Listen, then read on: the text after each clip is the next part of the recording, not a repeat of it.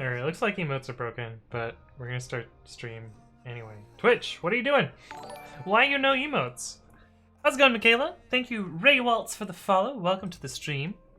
Okay, so I know this doesn't matter at all to you guys, but I can finally hear out of my left ear again, and oh my god. It makes me think that I haven't been able to hear for like months, because everything is so much clearer and louder now. And it's wild.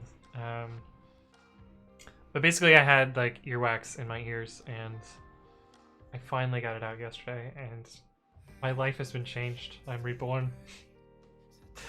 How's it going? It is Saturday, November 14th of 2020, and we are back for another stream. And yeah, wait, Kappa's working. Wait, are the emotes back now? Is everything working again? Nope. Maybe it's just default emotes? I don't know. I have no idea. But anyway, yesterday we worked a little bit on libsass, and I got super stuck. I talked to the maintainer that's making the rewrite branch, and turns out I'm just dumb and I used the wrong APIs. So I gotta switch to a different API, and that should fix the problem. So we're gonna be redoing that again. But yeah, we're back. We're back for another stream. Oh my god, the amount of wax there's in my ears is actually like kind of disgusting. So like, if you imagine my finger, like from here up, that's how much wax I extracted from my ear. Just one of the ears. But anyway, how's it going, Rollers? Who's first? We've also got Michaela. Hello, hello. We've also got Beldathis. We've got Cube CTL. Welcome back, Cube CTL. Good to see you. Or Cube Cuddle, or Cubicuddle, or however people say it. I really don't like calling things cuddles. Something about that just seems wrong. I don't know about that, but but welcome back. Good to see you again. I'm surprised you were able to get that name. I guess you have blessed my stream with Cube CTO. We've also got El Papa Pig. We've got James Boyan. How's it going? We've got Twan. Hello, hello. Your hello, hello worked for some reason. I don't know what's different. It's the Saturday after Friday the 13th. I guess it means that we all survived, which oddly enough is becoming you know, less and less likely as the days go on, given the state of the pandemic and that, especially in the US. I guess it's probably different somewhere else, but anyway, we've also got Panzeze. Hello, hello. We've got MSR. Good to see you again. Semivolus. Hello, hello. Who else we got here? Because of GlitchCon? I wonder if it is because of GlitchCon. Although, like, the number of people watching GlitchCon is not significantly more than, like, watch, you know, Pokimane, for instance. I don't know why that would cause... I mean, I do know that the emoji microservice at Twitch is separated from chat, and so when the emoji microservice is down, you just get plain text in chat, so... It's probably... that service is probably struggling. Man, I hope they didn't do a deploy during GlitchCon. That would just be... like, imagine if you were the engineer that rolled out the emote service during TwitchCon and broke everything. It would just be... ah, that poor soul. Anyway. More ads, less stuff working, love Twitch. Right, James Point? How's it going, Metal Storm? Hello, hello. Good to see you again.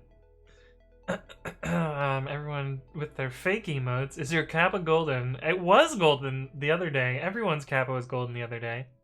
Hey, what's up, the Endless River? Hello, hello. Mine is golden, but all others are vanilla. Hey, what's up, Dead Body? Hello, hello. Dead Body says, I remember something like that happening to me, but it was actually inflammation from a cold or something. Well, this was earwax. Absurd amount of earwax. How do you call system CTL? Like that. I definitely don't say system cuddle. Looks like the plushies are cuddling in their dog pile. Yes, we do have quite the dog pile of plushies today. Let's see, we've got Noodle up here. We've got... fuck. It's not Reginald, but now my brain is just like, it's Reginald. It's Reginald. No, Leopold. got Leopold, we've got Katie, and Lola, and Carpet, and Ty. That's our plushies for today. Germany is going wild at the moment. Oh, is Germany having problems as well? Using your Twitch emotes aren't emoji. I know, Michaela. I know. I did correct myself, but not soon enough. Joe Haggis has been busy this week, but excited to binge some Explains videos tonight. Nice. I just posted one right before the stream about Python typing.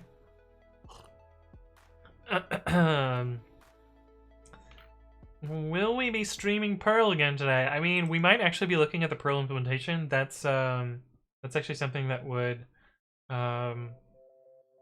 be potentially useful. Python and says, pop quiz, what's dydx of sine x? Oh my god. Why am I like really struggling to do derivatives right now?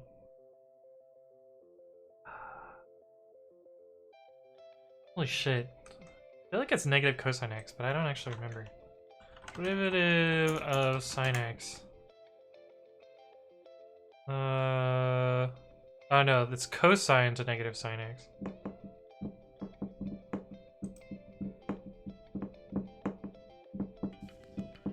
I guess sine is just cosine. I was thinking of this one. Anyway. Any hoosers. Germany is about to hit capacity on ICUs. That seems bad. Any hoosers. Okay, so let's so the first thing I want to do today is actually very quick. It's gonna be a bit of work on pre-commit CI, and then we're gonna go back to our C code. But there's a super easy bug for me to fix. /issues. And this issue was opened this morning, and so we're 7 hours ago, by somebody who watches the stream, in fact. And their status badge is broken. And I know why the status badge is broken. This link is also broken too. But they do have commits on their latest branch, and it has passed pre-commit CI. Wait, where's there? Well, actually, it hasn't. It hasn't yet. But I know what's wrong here, and we're gonna demo that on one of my demo repos, and then we're gonna fix the problem. Pre-commit CI, pre-commit CI, proxy run.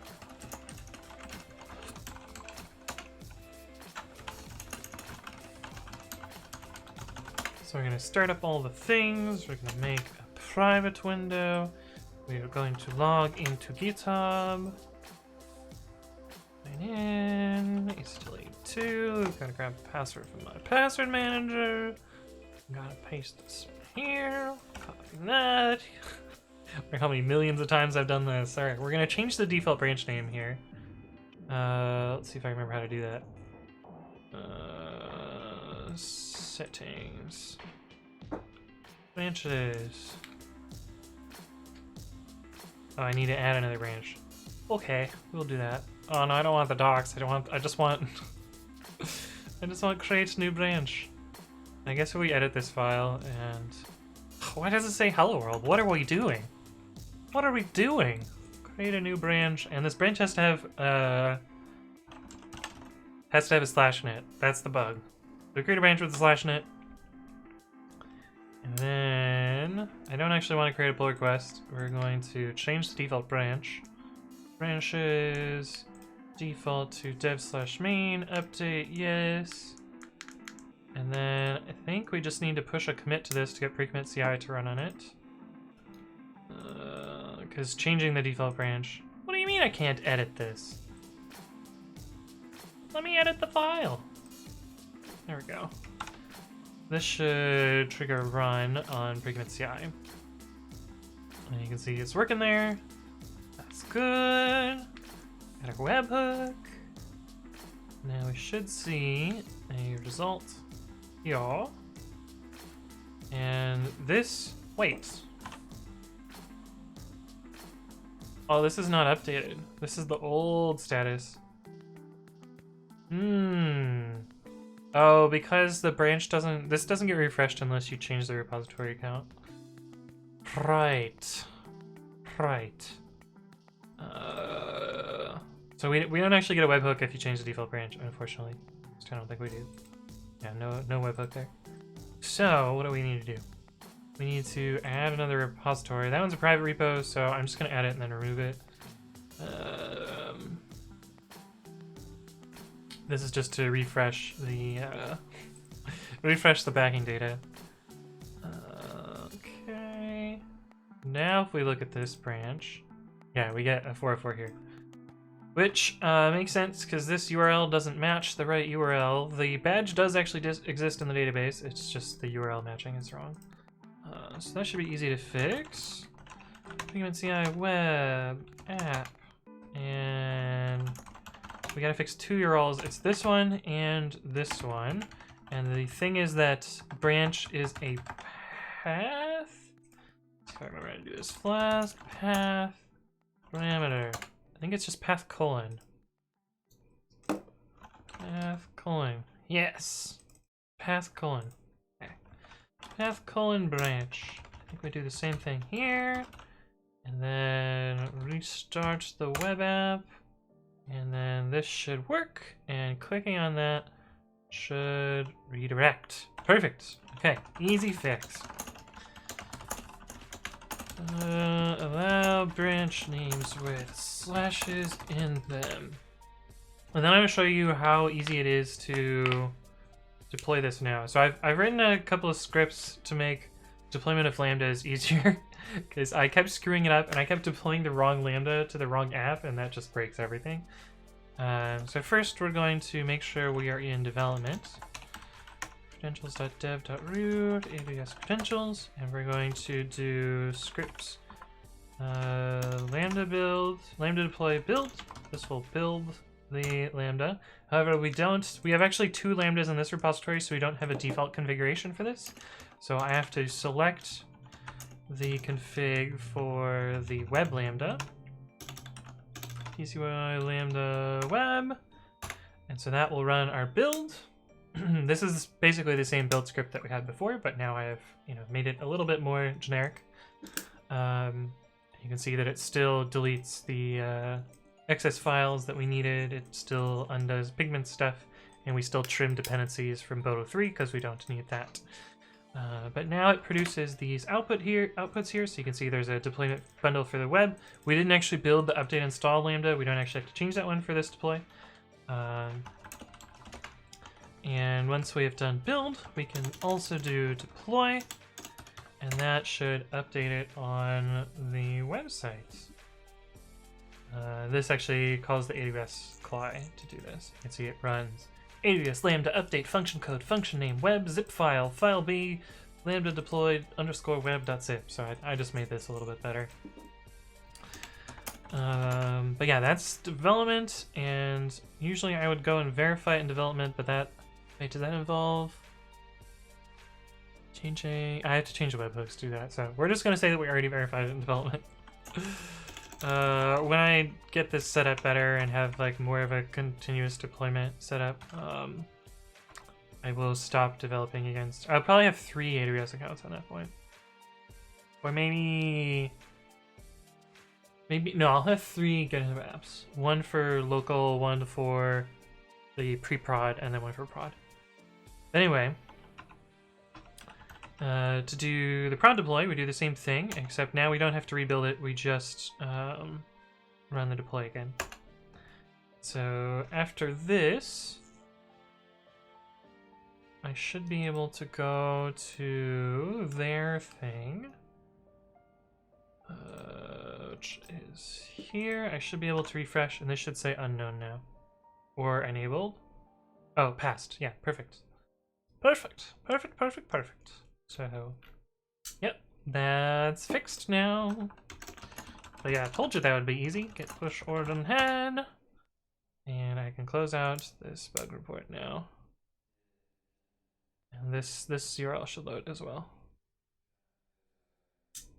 Oh, that took a while. Why did it take so long? Oh, it's probably just booting the Lambda. The first Lambda boot adds like several seconds of startup time. Anyway, oh, I didn't want to click that button. No, that makes me fork this repository. I didn't want to do that. So now I have a fork of this. actually work. Yeah. I hate that that button does that. Should be fixed now. Thanks for the report.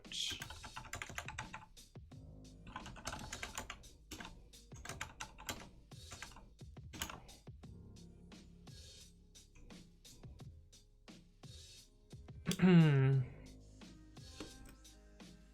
that I didn't change. Markdown, I just put it in the comments so it was clear what I was rendering below. Okay. Shoot, what did I just... Oh, we gotta delete this fork. Yeah. Settings. Delete. Please type this below. Haha, nope, I'm just gonna copy and paste.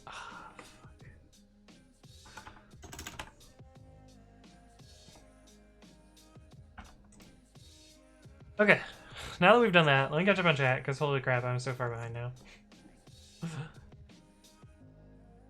Keyboard cam is up today. Yeah, that's because I didn't record between yesterday and today, so I didn't remember to turn it off or turn it back on. Hey, what's up, S1Cube? Hello.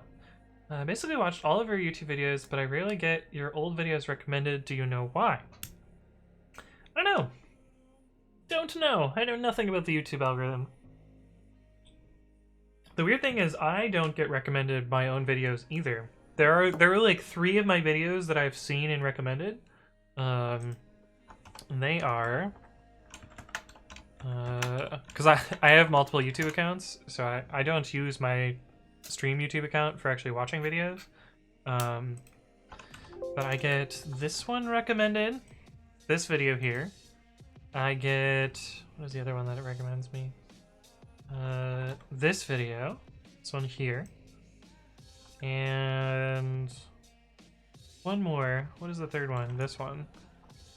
These 3 videos. Those are the only ones that YouTube seems to recommend. And you can totally see that in my top views as well. You go to analytics. You can see, oh, this one gets recommended a lot too. Where's the like all-time value? Any more? Last 28 days, lifetime. Here we go. And my top videos of all time. Also, what the fuck was this video? Oh, the Python 3.9 video. Yeah, that one got a big spike right when I released it, and a big spike right when Python 3.9 released, which is pretty cool. What is this orange one? Yeah, this is the one that YouTube keeps recommending. This is the standard out, standard error video, which I don't know why. Also, the red one is the TTY video. I don't know why there's a spike here. That's not... Oh, maybe that's when that video came out. But yeah, you can see that these ones are all being recommended right now, which is kind of weird. What is this blue one? Oh, it's the WAT video. Yeah, that one's perpetually popular. This, I think, is the... Oh, this is the PyYML WAT video. Huh. Anyway, that's my stats. Look, I've made $100 on YouTube, chat. Like nothing. But anyway, there's some thoughts in my stats. The server says, what's happening is that we have as many in spring, but that's not max capacity. Oh, I see. Joe Haggis says, how is that demo 2 repo running on your local worker rather than a cloud one? So there's actually 2 pre-commit CI GitHub apps. There's pre-commit CI, which is this one, and then there's pre-commit CI dev. And this one is just hooked up to my second acetylene2 account. And this is the one that I use, that I develop on. And I've hooked up the webhook to point at my IP address on a particular port. And so that's how it hits my local instance. These requests up here look like they're coming from localhost, but they're actually coming from an Nginx proxy that's sitting in front of it. This Nginx proxy is entirely to block people trolling me in Twitch chat. Because before I had this, like, people would just like mess with me while I was trying to debug, and it made it really, really hard to do development. So this is just it allows a particular set of IP addresses and blocks everything else. But yeah, that's what it is. Danger zone, indeed, indeed. Same voice says, took all day, but glad this repo finally passes my pre-command hooks. Ooh. Nice, nice. Damn, that's a lot of hooks. That's a lot of hooks. I'm glad that it all passes. So you've got ice sort. I see. Oh, you actually don't need both of these hooks. Black will do this as well. You can just leave this. You can leave this one out. But the rest of these look fine. It looks like you're not actually using this one. You don't have any tests. Oh no. Hey, what's up, Caramel Lighting? Thank you for the follow. Welcome to the stream, or caramel, as some people say. But I say caramel because I'm from the Midwest, and that's how we gone done diddly say it out there.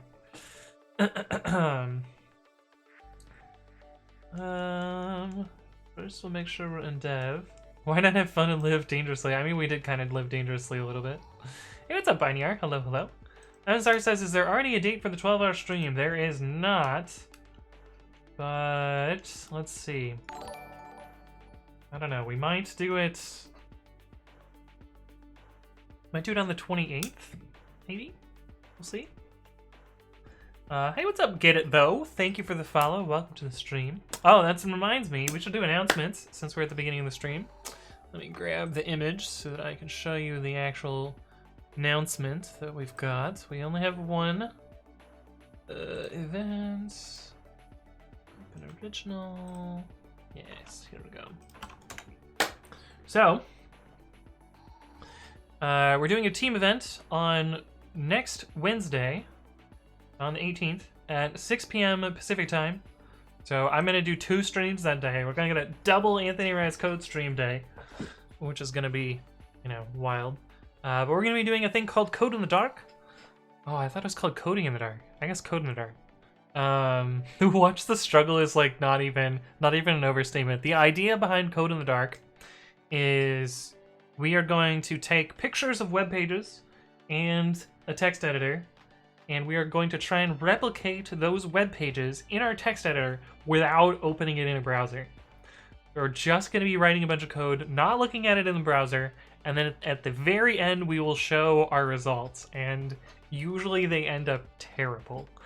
But it should be pretty fun. We're going to have a bunch of your favorite streamers in science and technology working on these Code in the Dark fun things. I don't know what websites we're gonna do yet. We still have to pick some, but it should be pretty fun.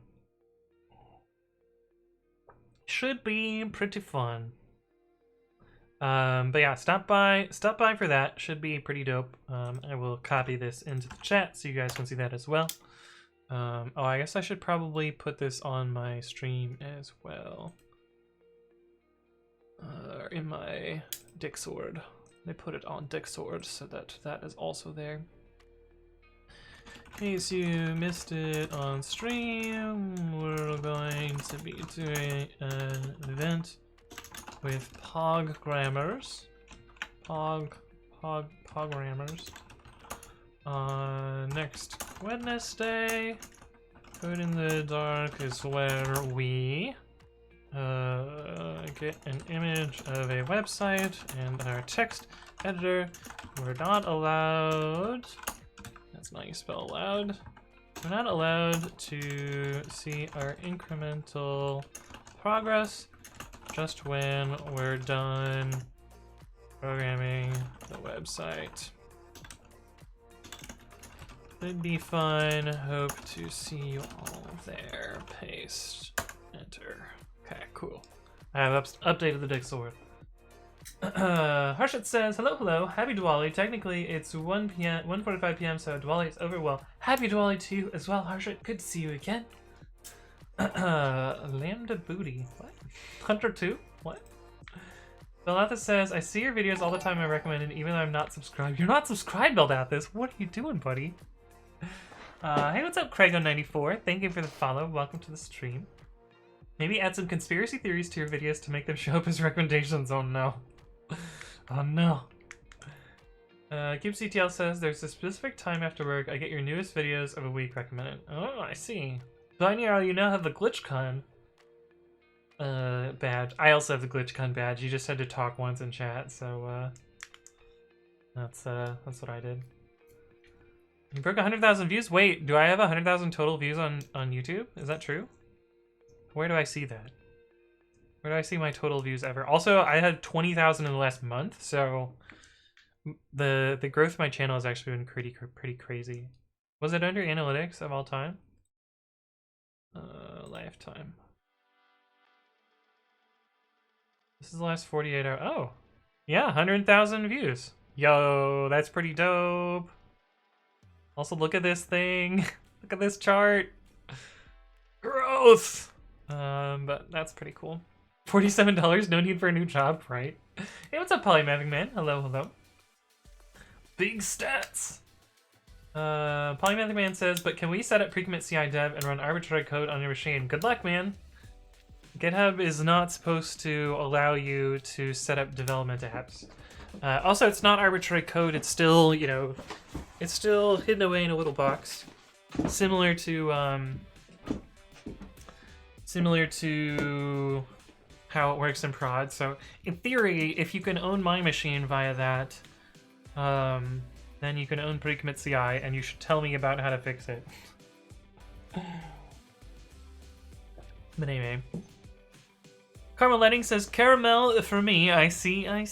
Well, welcome to the stream. Mewtru's here! How's it going, Mewtru? You and Jordan should squad stream. I don't even know what squad streaming is, but Jordan is now a partner, so in theory we could do that, which should be cool. Hit It Though says, that sounds fun. Yeah, it should be pretty cool. 6 p.m. is in the middle of the night. Oh no, the Endless River. You should do a 12-hour stream that day.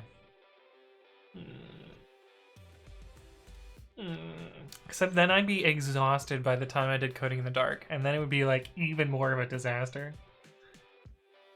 Hey, what's up, Matrix 17? Whose struggle would you say it is in particular? I actually think I did pretty well. So I didn't participate on stream last time, but I participated a little bit off stream. Where's the one that I did? This one. This was my version of Google.com, which I think looks pretty good for not being able to look at the output as I was going. I think like the main things that I didn't do well on were like this bottom bar should have been full width. These are actually floated correctly. I just, for whatever reason, didn't make this element a block element. If I had this being a block element, I think the only other thing that I would have wanted to improve on is the search box here. This magnifying glass is supposed to be over here, but I don't know. I think I did pretty darn good for. Oh, I also forgot the text color here. I did have a property for the text color, but there was a typo in my property, so that's why the sign in text isn't white. But I don't know. I thought I did pretty good for hacking it together. But the last Code in the Dark streams, there were some disasters.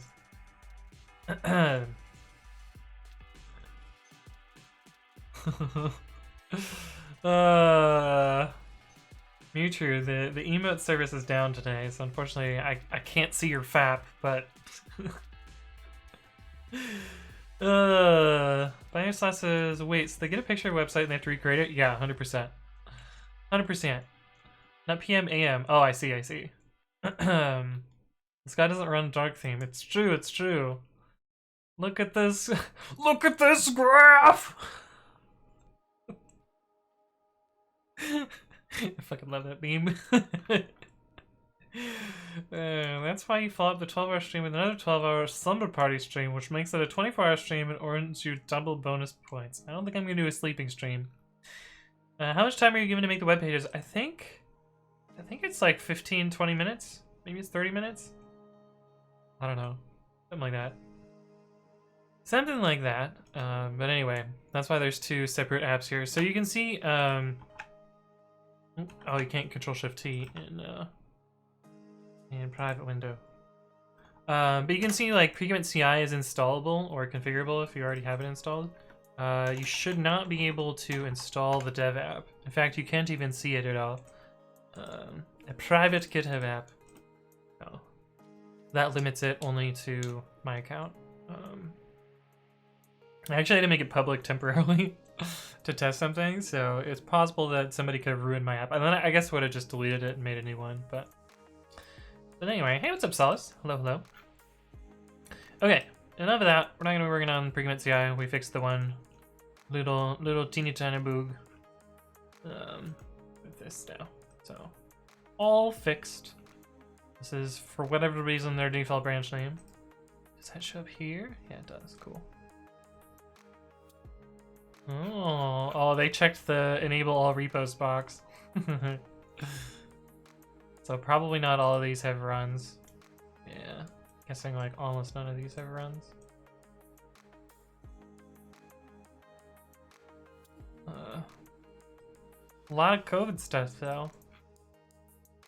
Dot files? No. No. FOMO bot? Well. Anyway, we're gonna continue working on libsass today. Cool thing is, if we look at my pull requests that got merged, the 2 PRs that we made last stream, nope, not that one. These two got merged, so the updates to the make file, which added all of the header files, that got merged, and the fix to this function. I hate that C lets you do this in modern C and doesn't error on this. This should totally be an error in modern C. I don't. It's a shame that it's this way, but that's the way things go, I guess.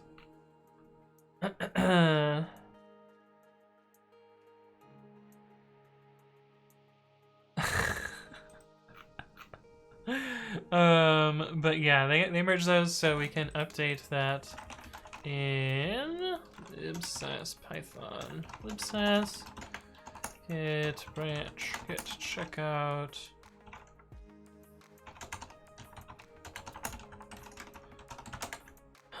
Get fetch prune, get reset dash hard.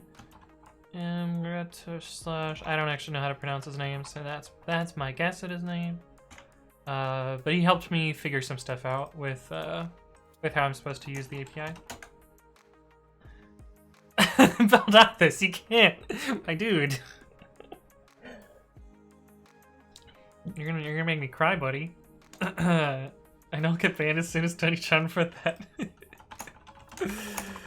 Okay, get branch dash D easily and missing headers and sass make map 0 args.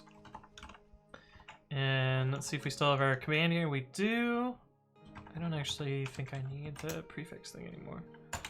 This should rebuild some stuff since a bunch of code changed. Oh no, there's warnings now.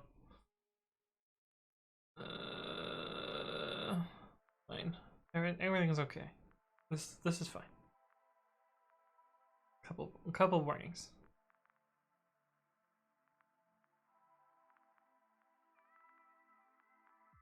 But anyway. Hey, what's up, Orandon? Thank you for the follow. Welcome to the stream. Hopefully you're doing well. Don't need this anymore. Okay, if I remember correctly, we were iterating by running this build script and fixing errors as we got into them.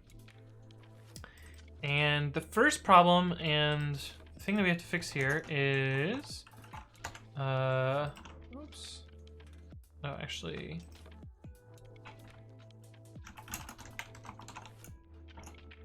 we can probably just do watch build. Yeah, I think that's what we're gonna do. And just let it continually build in a loop over here while we, I should do a video about the watch command. Watch command is so good. Audio idea watch. Hey, what's up, Senpaz? Hello, hello. Oh, I'm so bothered by not being able to see emotes in chat. it's really grinding my gears. Hey, what's up, Shaz? How's it going? Hello, hello. Okay, sass.c. So sass options is no longer a thing. From what I understand, all of the compiler settings are set on the Sass compiler itself and not on there. We were looking at include Sass functions. This is importers, not functions.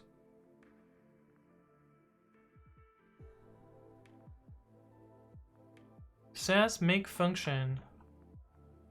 Sass delete function. Sass function get signature. Sass function get cookie. This is not the add function part though. Grab sass function, include sass star. Sass function list shift.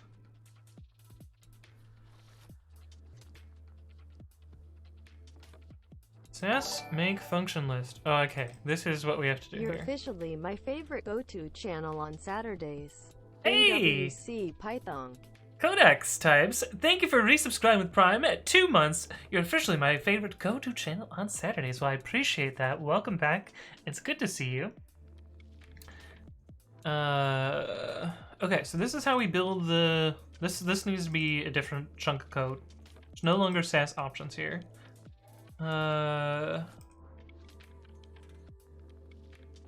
Sass function list. Where is the... Sass compiler add custom function.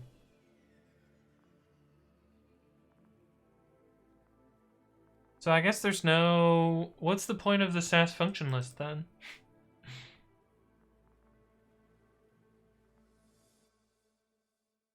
Sass options set C functions.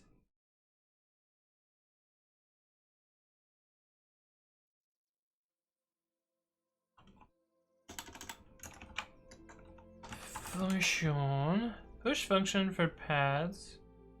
Oh no, that's just... Add custom function. Okay, so I guess that's what we do now instead of having this function list. This should be sass compiler. Compiler. Do you fit on one line? No. Is that how I had it indented before? Yeah. Okay, so we don't need this anymore.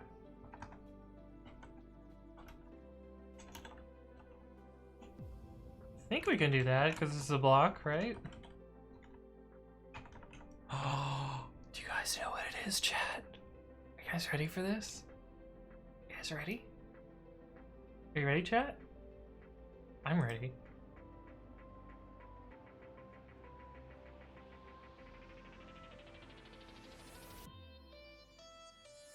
Anyway, it's a drop song. Sass compiler add custom function. Compiler. Why is this color different than this one? Oh, because PyObject star is a type div?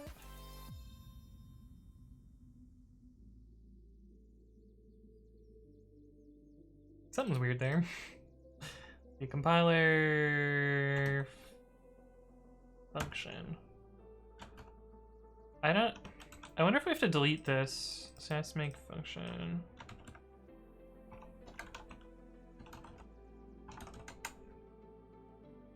Yeah, there is a deleter here.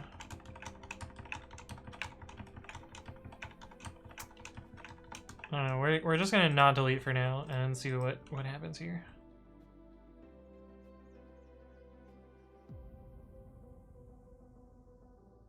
Sass object bytes. Oh, this is a macro.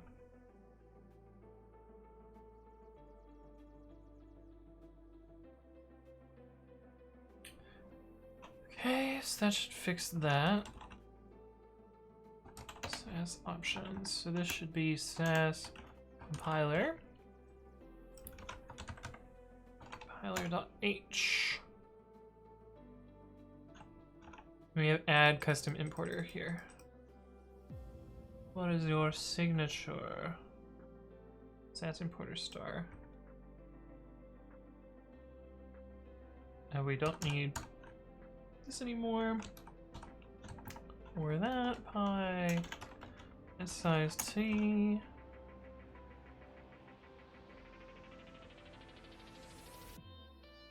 What's wrong with the emotes? The emote server is down on Twitch, or it's degraded. Simba says, has anybody used the argparse module for something not command line related? I'd love to use it to parse args for my bots. Yes, I have, but it's lost to closed source. I've used argparse for a IRC bot a long time ago. I've also used it to do this is gonna sound dumb, but I've used it to do query parameter parsing in Flask. It was a weird bit of code that transformed the like ampersands into dashes, but it worked, I guess. Hey, what's up, Mr. XQ? Hello, hello. Hello, hello. Get item priority input function parsed. Wait. I find it weird that I'm using parse tuple to split out a tuple here. This is kind of cool though. Input list is this. No, that's not what we want. We want sass compiler and custom importer. So we can do. What is the type here? Struct sass importer star importer star importer should be importer equals, and then sass compiler add custom importer. Sick. Okay, that looks good now.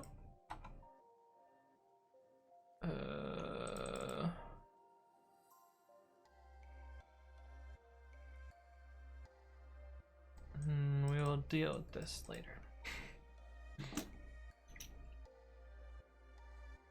Codex type says, what does Babby mean in this channel? I see the VM is called BabbyBox and that Babby is the name of the emotes. If you do bang Babby, you can learn. There's an answer to that, Codex types. It is the name of my text editor. I don't know why the channel points are called Babbies. Somebody suggested that at some point. I was like, sure. That seems fine. Let's do it.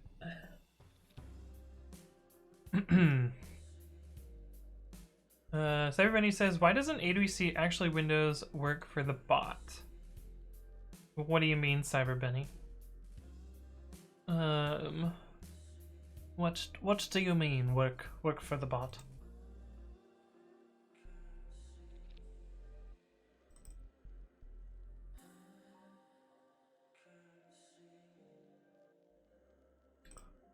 Py importer F.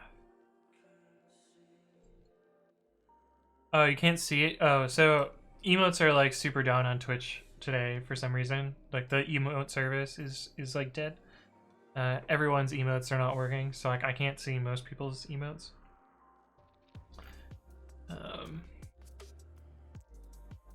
Yeah, like I couldn't see JB Pratt's carpet emote either. Which is a bummer. I feel like a big part of Twitch is the emotes, and if that's not working, things are real messy. If you left shift nano, you get the phrase type error unsupported types for less than stern int. Nice. Apparently, like the built-in emotes work well. pt2 is working nice. Nice.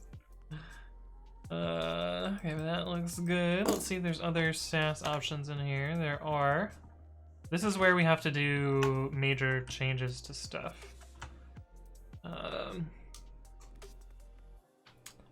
Because the way the compiler works is different. I can see some now. Let's see. Yeah, I mean it's degraded. It's not up, it looks like.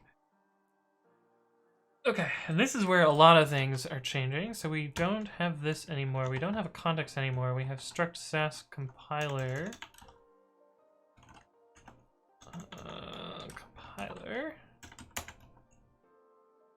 Sass. We no longer have this either.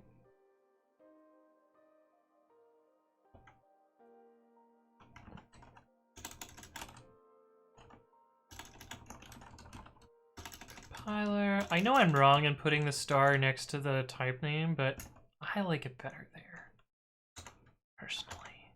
Oh, we only have 2 functions to fix? Okay, that's not so bad. Okay, this should break a bunch of stuff.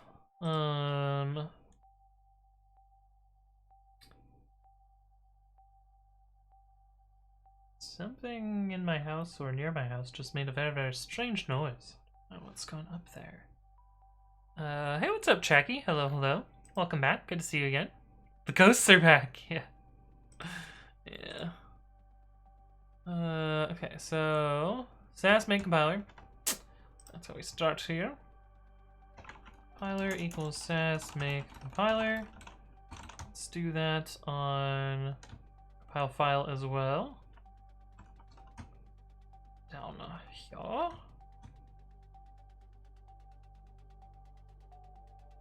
Why are there type checks here,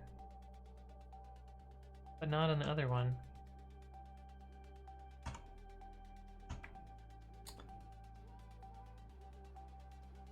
Oh, there's a memory leak.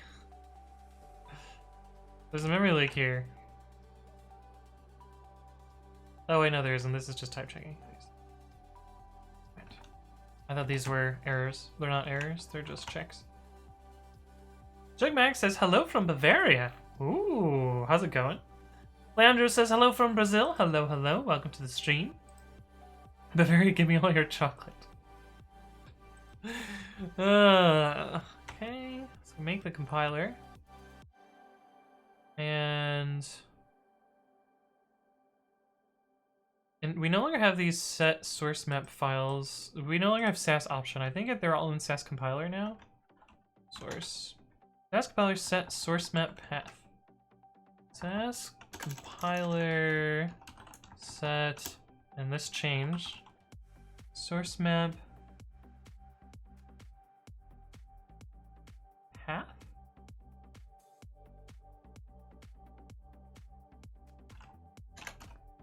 I think.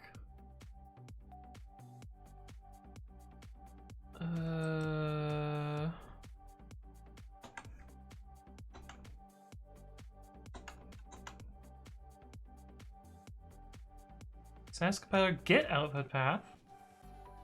Set output path. Okay.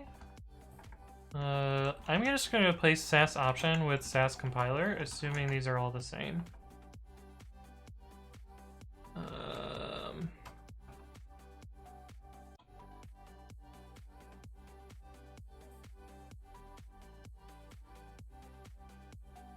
Expected struct sass import star, but argument is of type sass underscore import star.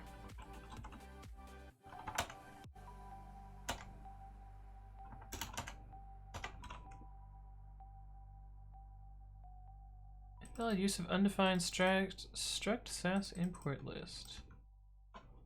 475.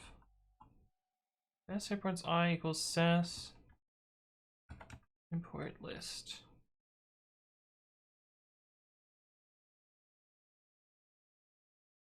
We know our importer is well formed because we wrap it. The return value will be a tuple of 1, 2, or 3 tuples.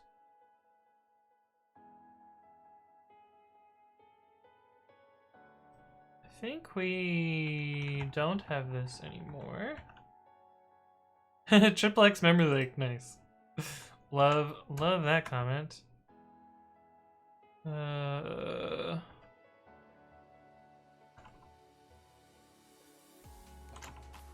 Sass import star import equals no,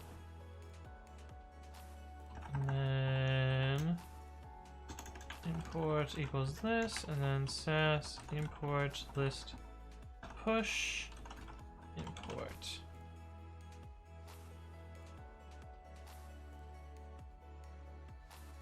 Let's make import entry. I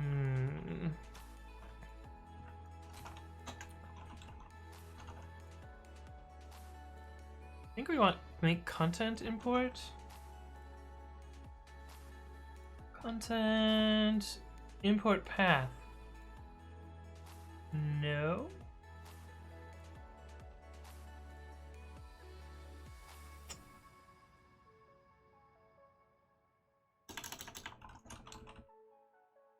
So, the guy I was talking to says that custom importers are kind of broken right now, so this might just not work.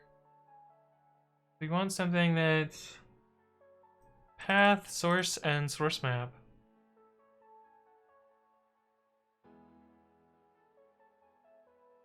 Got standard in. And that one's coming out, this one's coming out.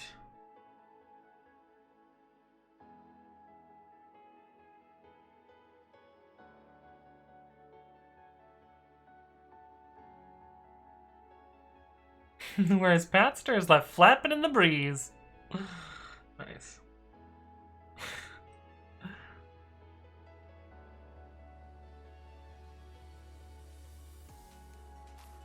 Yeah, I think this is just not supported yet. Okay, so I think we're gonna do make data import. And I think it's just impossible for an importer to return a source map. Sass make data import and source stir path stir.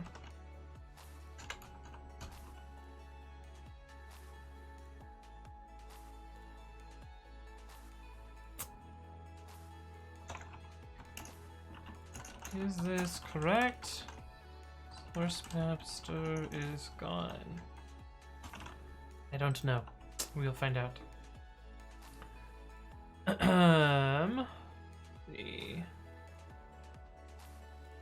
strange noises equals somebody yelling you're a liar. Chuckmax says, you mix this up with Switzerland. In Bavaria, we only have beer. Oh. That's good then. It's good enough for me. They're cheese heads. Their head is made of cheese. Wisconsin is a strange place indeed. US equals clocks and chocolate. Bavaria equals Oktoberfest. They also worship Pret farming. Jackie says, how are you and your girlfriend? We're doing well. She is at home today. Miguel says, so does a header file just contain 4 declarations and prototype things? I haven't read about headers yet. Yes, usually headers only contain declarations and not definitions. The one exception is for templates, although I guess technically a declaration of a template is not actually a definition, or a definition of a template is not a definition because it only actually gets defined when the template is instantiated. Or the template is referenced, I guess. But yes, you can think of it as just prototypes, essentially. The hour mark is close. Time for bang water. You're right. We are very, very close to running out of water. Codex Type says, I haven't done Python in a long time. Watching your channel makes me want to try Python again. Any online resources you recommend to relearn and get up to date? Yes. Build Office, in fact, has linked exactly the video that I was about to link, so thank you for that, Build Office. Oscar Allen says, yeah, there's this great guy streaming a lot of Python on Twitch. I think he's called Anthony or something, Cap. Hey, what's up? What's up, Outdated Version? Hello, hello. Are headers like interfaces? Yes, in a way. Or at least in C and C++, they are. These are the functions that you will be able to call from this library, essentially. But yeah. What's the definition of Sass make data import? Oh, does that function not exist? Is that one coming out? Make content import. Where did I get data import from?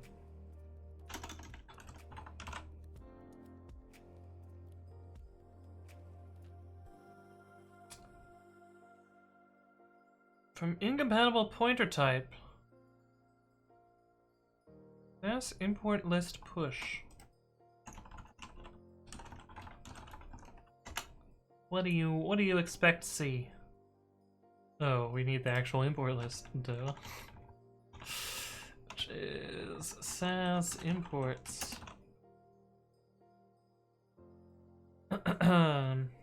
Johnny PRC says, can't wait for modules C++ 20. Oh, are they finally coming?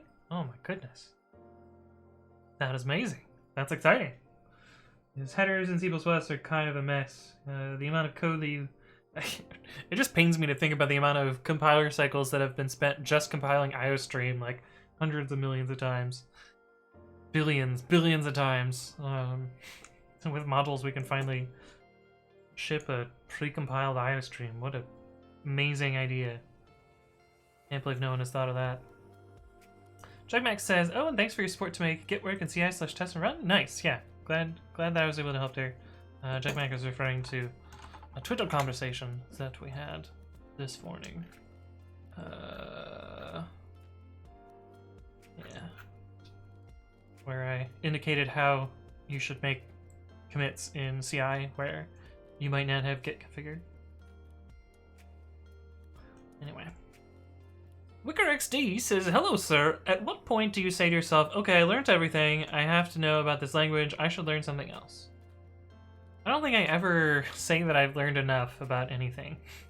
I'm always trying to learn more things, I think. But I guess the answer would then mean that I'm always looking for new things to learn.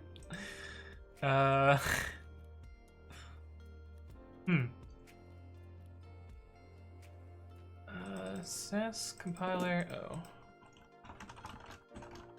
this should be. This says options. This should say compiler, and this argument should be compiler. Cool. Storage size of output size is not known. I guess as this no longer has underscores in it. grad-r sass.star. What is it? Output style. Yes, it is now sass output style. Sass output style is now sass output style. Yes, yes. Wonder how many lines of errors we're down to. Oops, we need this good old ampersand here. Less than 100, we're getting close. Roy says, even though you learn something, unless you use it, you might forget how to use it. Yeah, that's true as well. That is true as well. Context undeclared here.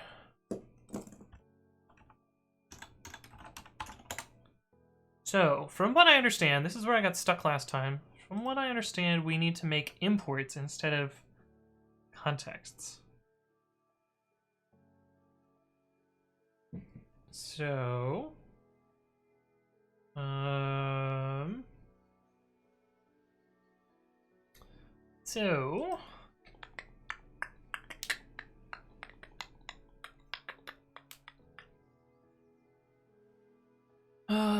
we don't do this. Oh, this is the tricky part. And this is the tricky part. I think it's just the like make data import thing.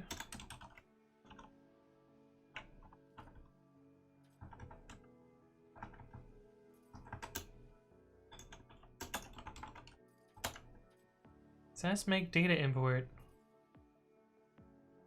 That's not a thing.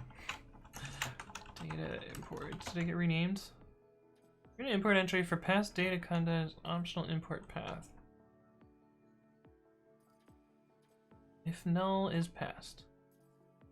I think we need make content import. Yeah.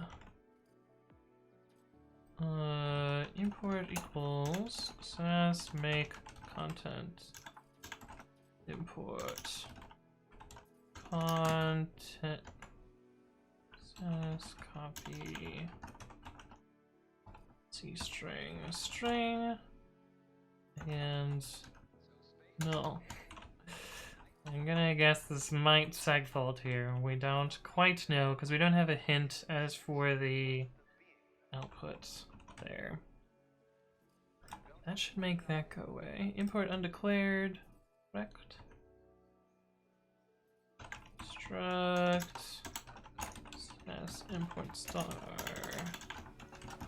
Man, I'll be so happy when we drop Python 2 and I can stop writing fucking C89 garbage, and I can actually just put, you know, struct sass import star here. Much better. Much better. But we are not there yet. Options. Do you mean opt-in D? Well, I definitely didn't mean that.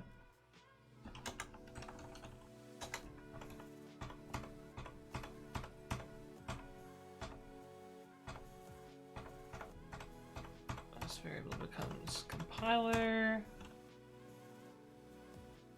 I wonder how many lines we're down to now. 80.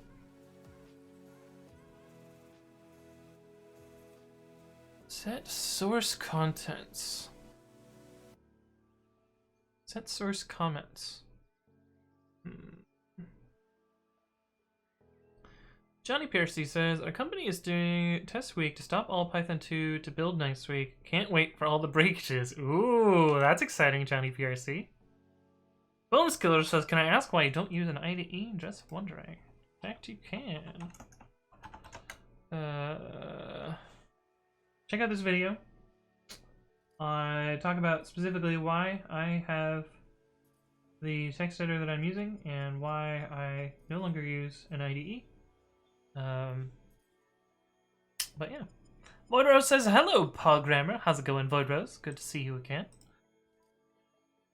There's set source comments. I think that's probably one of the source map. Nope, not context. Actually, what is this still? Compiler.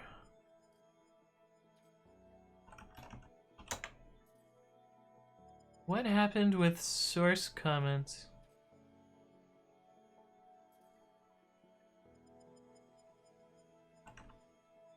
Set source comments.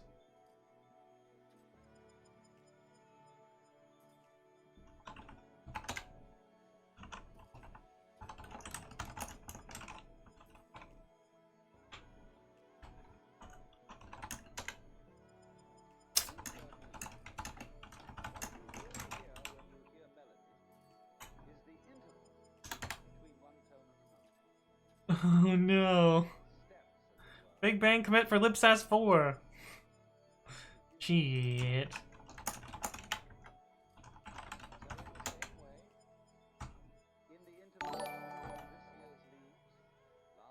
Hey, what's up, Bonus Killer? Thank you for the follow. Welcome to the stream. Hopefully you're doing well.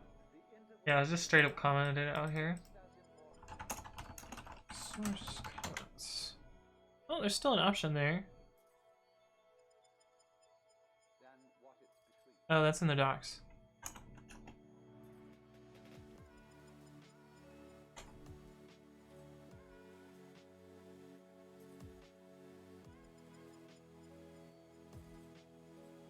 It's still here.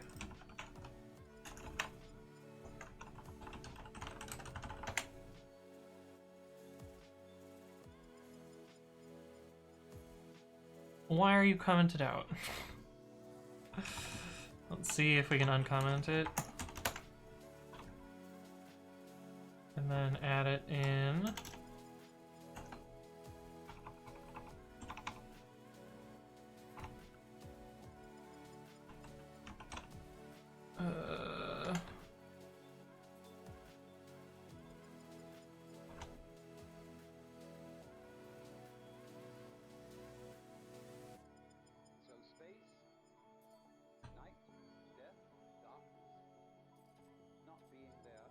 Setters for source map options. Getters for SAS compiler results.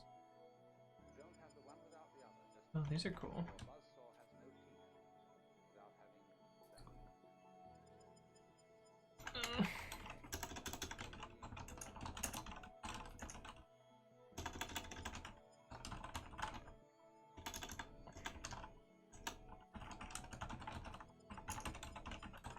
Oh. The maintainer of libsass also likes the pointer style that I like as well.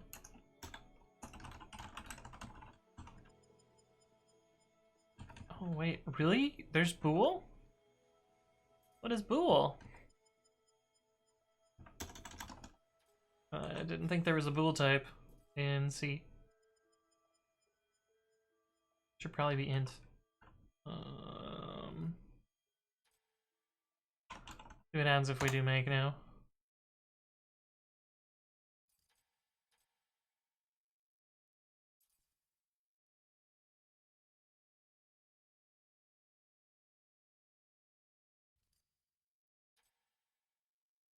It's past there.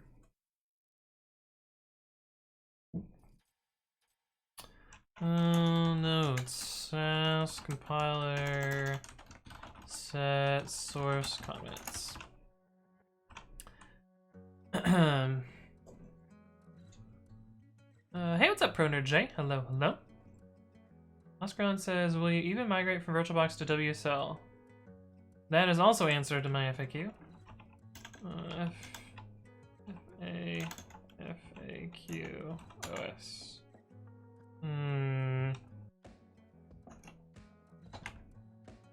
God damn it, what is the video for that? I know it's in here, so you can just click on this video here. But no, I will not be migrating to Windows Subsystem for Linux, unless somehow VirtualBox is no longer incompatible with it.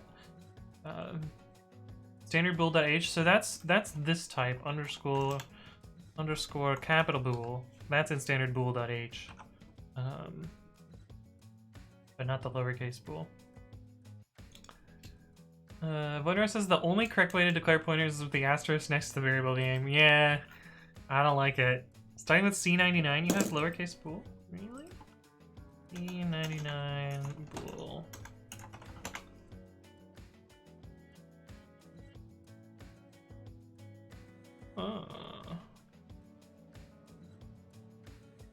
Oh, bool expands to underscore bool. It's a macro. It's not an actual type.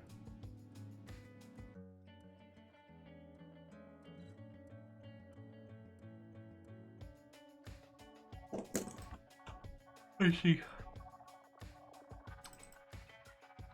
Sass compile string. Sass compiler set include path.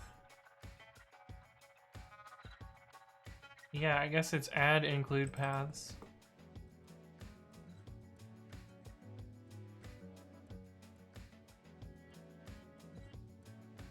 How did this work before?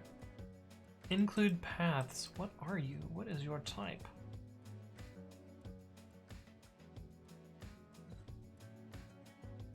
I don't like this at all. I would rather write it like this. But you know, one of the words of C, it's a string?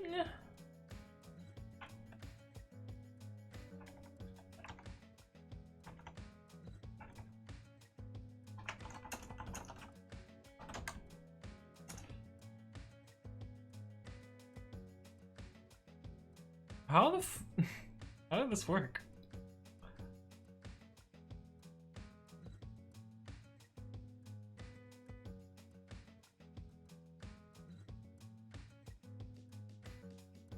I don't know how this possibly worked.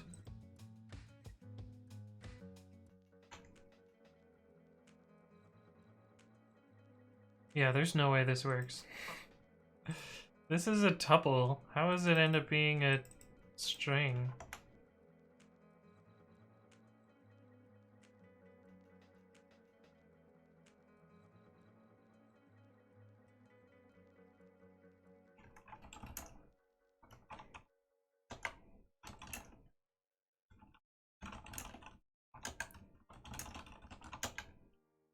Include paths.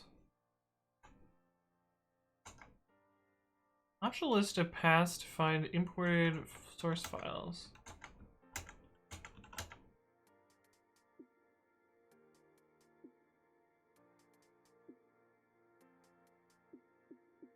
Oh, they get joined together. Interesting. Interesting. I guess that makes sense. Oh, look at my sweatshirt here. My hoodie. Okay, so we need to stop doing this bit, which means our function signature is going to change slightly. That's kind of annoying. I'm gonna say, so I've been mostly learning C++ through learncpp.com or something, and I read about brace/uniform initialization. Yeah. Why do people do that? I forget the argument about brace initialization. There is a reason, I just don't remember what it is. Okay, so it is a string here, so this is fine. But it sounds like it's no longer a string in here.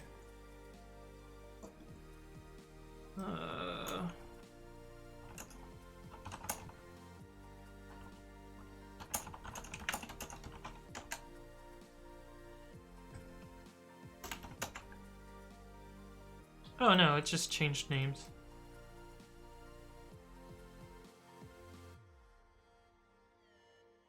That's easier.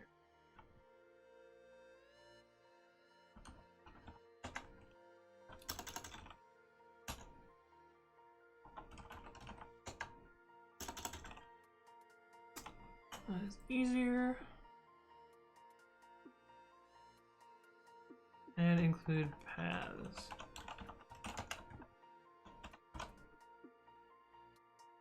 That is indented source syntax.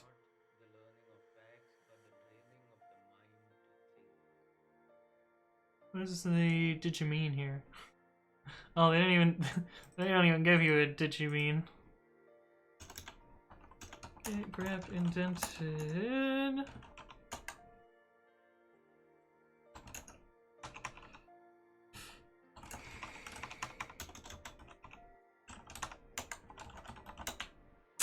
Shit.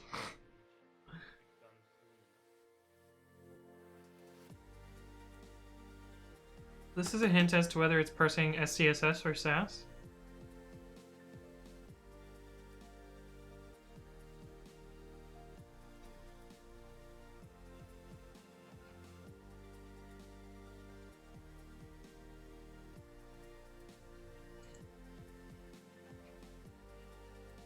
Seems like there's no thing here, which is weird. So this meme all about C++, and then it has me terrified. This is gonna have sound. Well, you're saying C++ is very flexible. You can default initialize, value initialize, zero initialize, list initialize, copy initialize. Yeah, there are a lot of ways to initialize variables in C++.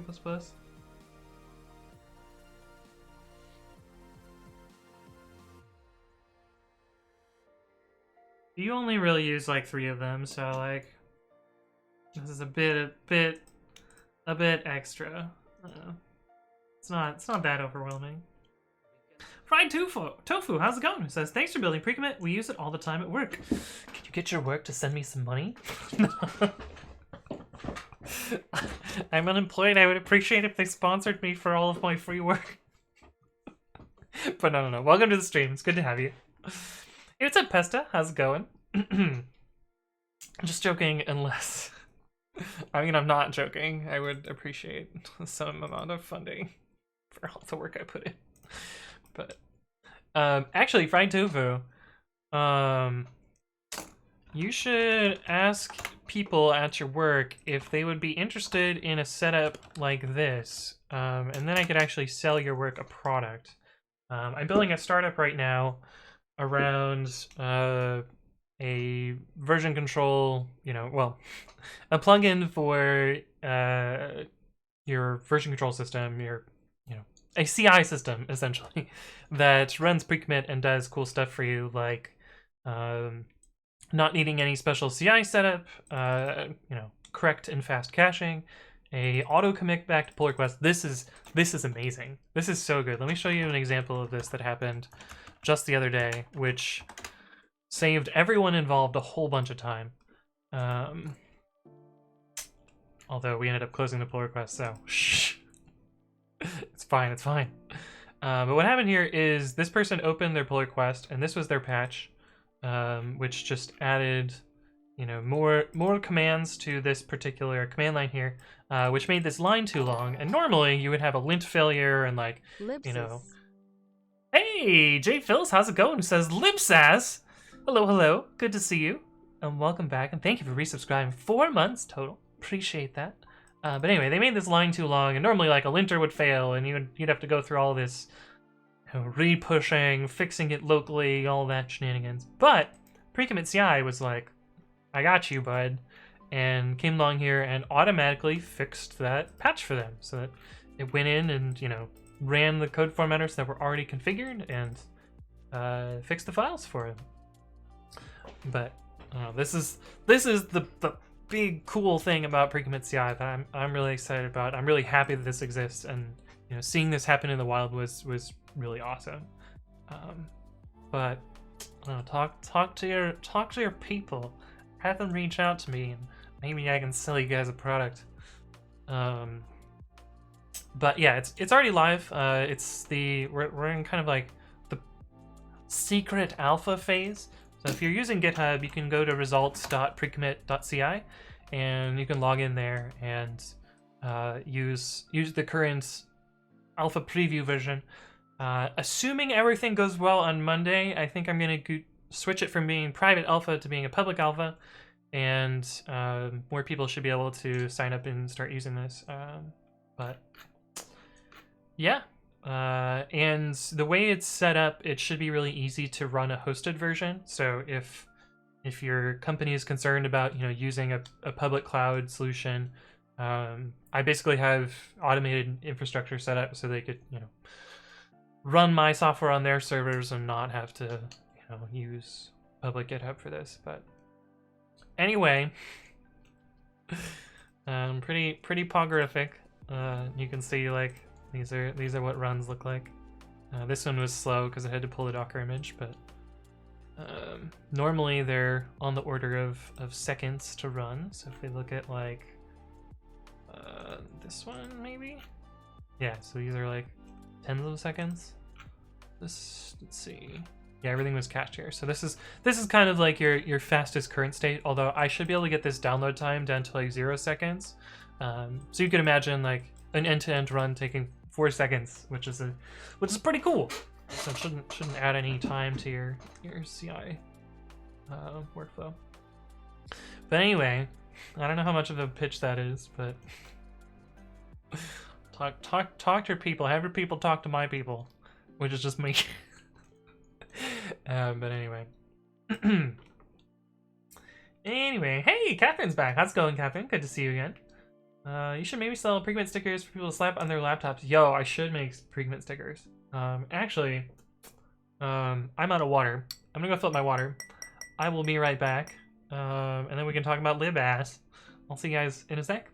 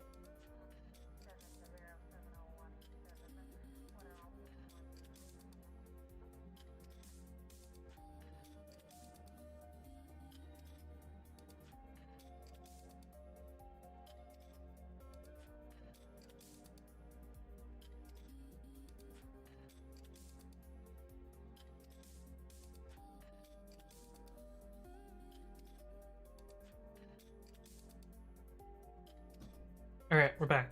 How's it going? I've got my water. Anyway.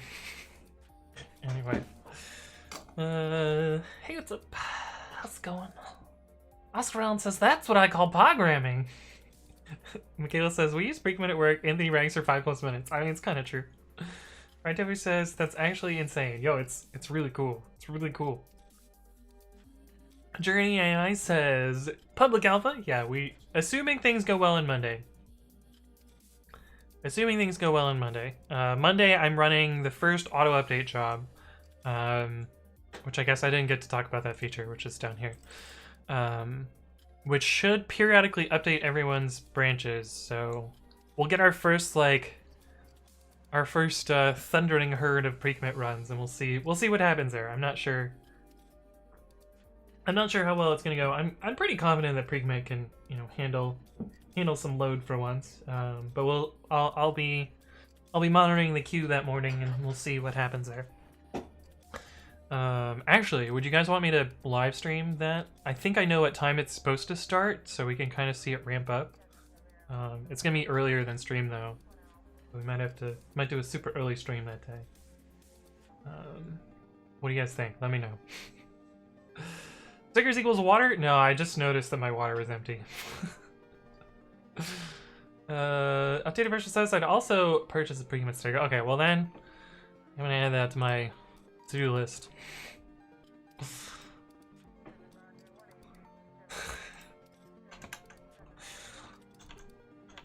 Stickers. Okay, anyway. Do it, don't forget. Let's see. Created October 21st. Shit. Yikes. And a shirt. And a partridge in a pear tree. It's too early for Christmas music. Yeah. Printer J says, I'm on a freestyle now, so you sold one. Nice! Congrats! That's awesome. How do you like it, Printer J? What do you think?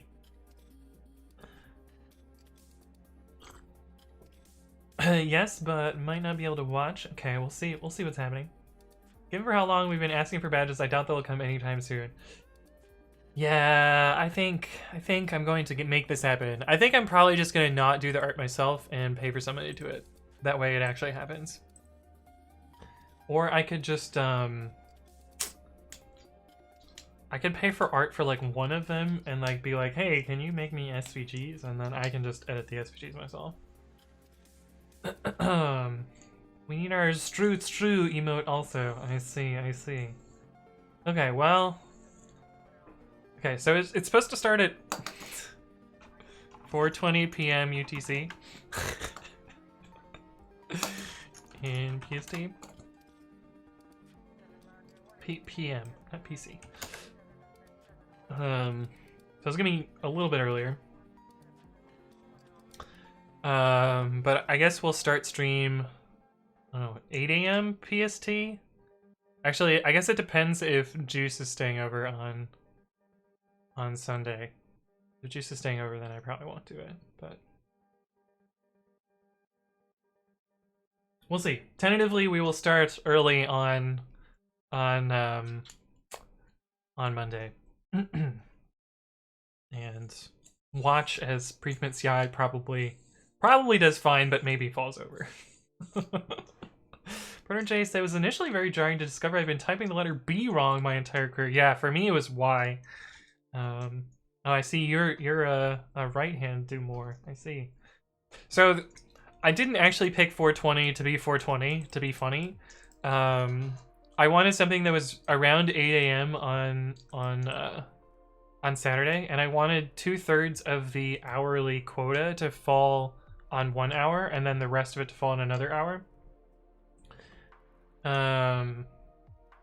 So I wanted somewhere near 8 a.m. and then I wanted 2/3 of the hour to be allocated. So it just happened to fall on 420.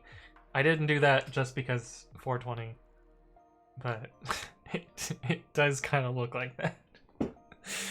But anyway. So this is when it should kick off, and we should be able to watch the queue go up and then go down, and hopefully a bunch of runs happen. But anyway, I'm gonna set a reminder for myself tomorrow to do that. But it means I gotta wake up. Staying up and playing Minecraft all night. Actually, I haven't played Minecraft in a while. James Wayne says, at least I'm not the only one that gets random 420s now. Yeah, indeed. Okay, let's get back to this. Set indented syntax source. I don't know that this exists anymore.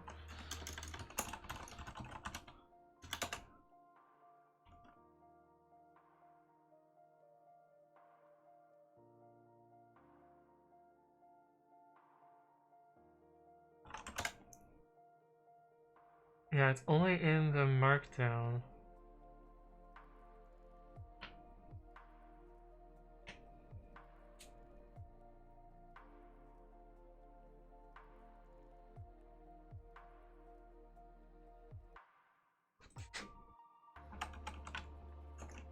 Unless this is part of the parse thing now.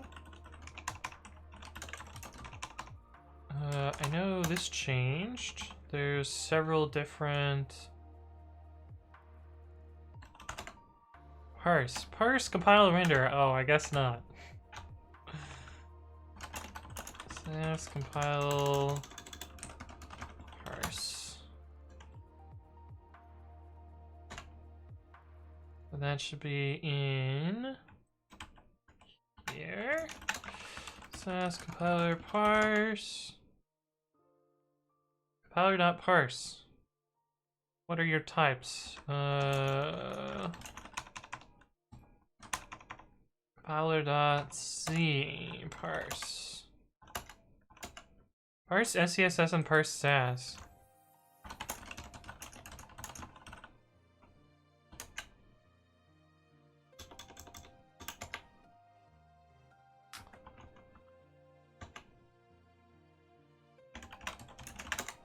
What is your function?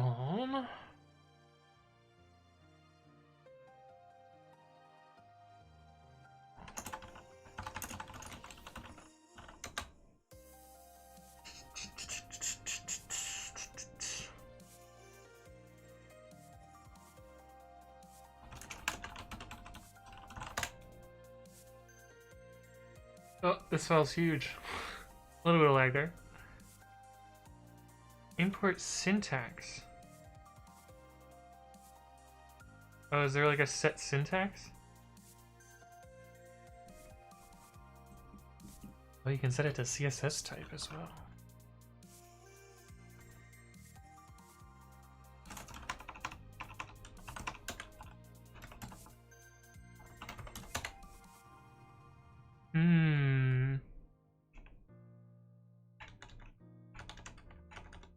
Only used internally, but should be a flag like inspect. Import format. That's what we want. Import format.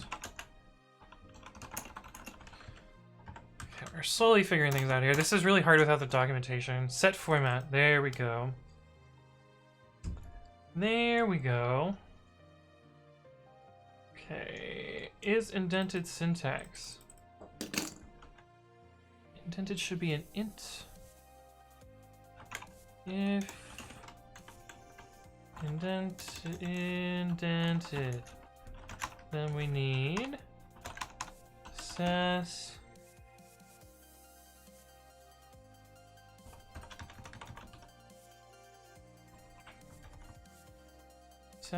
import set format import sass input format is here.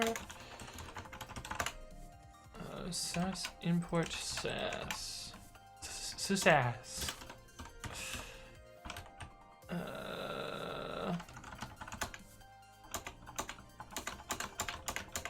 Okay, it's only supported for that function. That makes it easier.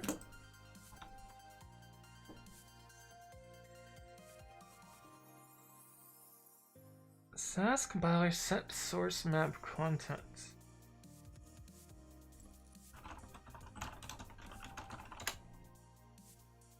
There's a boolean.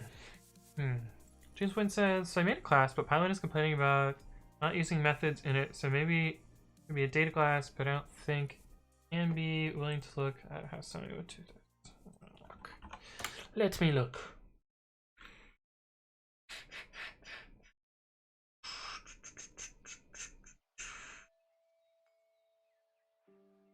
Yeah, you could do this as a data class. The tricky part is these split X here. So at this point, it might make sense to just use pathlib. If you really want an object representing a file, you might want to use pathlib.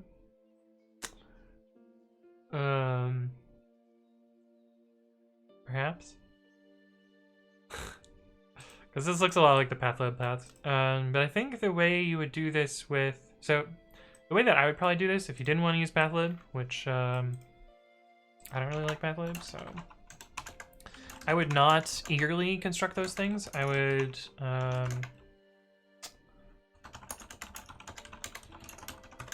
So this is what we originally had. Original.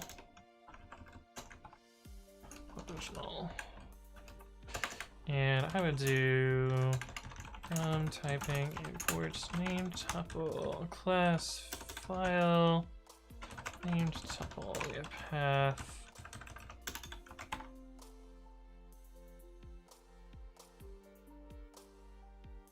What is the difference between what is header? Is that part of path? Is this the base? Is this the same as base path? Oh, let's assume that they're not the same. Let's assume they're the same. It's easier that way. Property def base path.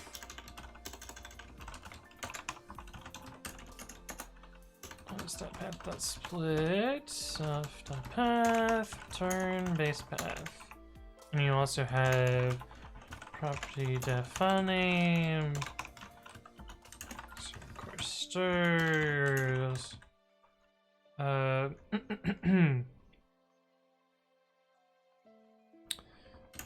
name equals path.split self.path return file name. This of course has some disadvantages.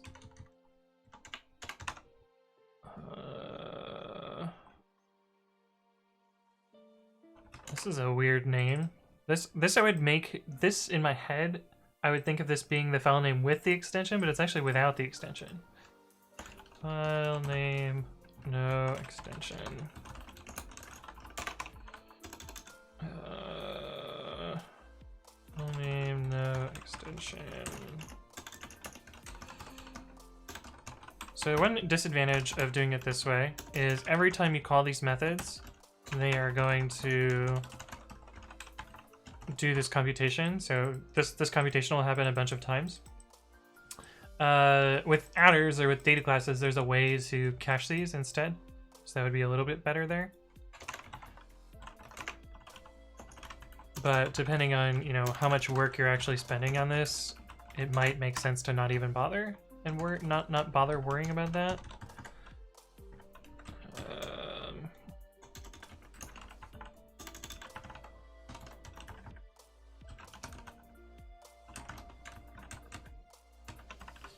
So I might write something like this. But with adders, there's like some, you know, adders.cached property or something like that that does this better. But again, I'm not super familiar with adders or data classes. But that's how I would do it. Maybe that helps a little bit. I don't know. Header is the top dir where it executes, but can be a variable. Can be variable, so it has a certain variable. Oh, I see. Trend says, any idea the easiest way to exit PyTest gracefully with and without xdist in a configure hook, for example?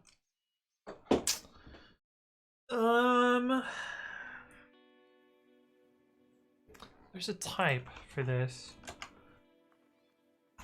Let's see if I can find that. Oh, I don't have PyTest clones. Weird. Clone it and temp then. We don't need to reclone it, right? PyTest is probably why I don't have it cloned.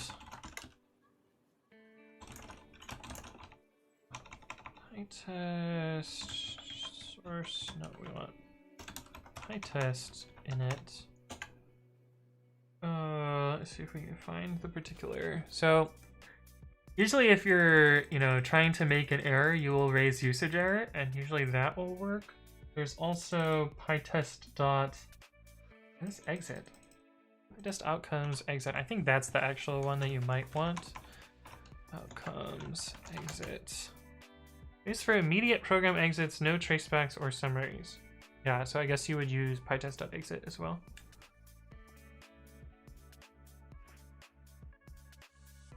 Anyway, that might be how I would do that, Trent. This one says, considering this would be a performance set for no reason, while the class probably looks better even though no methods, so I don't know about the advantages. Yeah, you can also tell Pilot to just piss off. That's usually my advice with Pilot. Just tell Pilot, no, stop it. Says compiler set source map contents. So that's probably, I know all the source map functions change. Compiler, source map. Is it embed contents?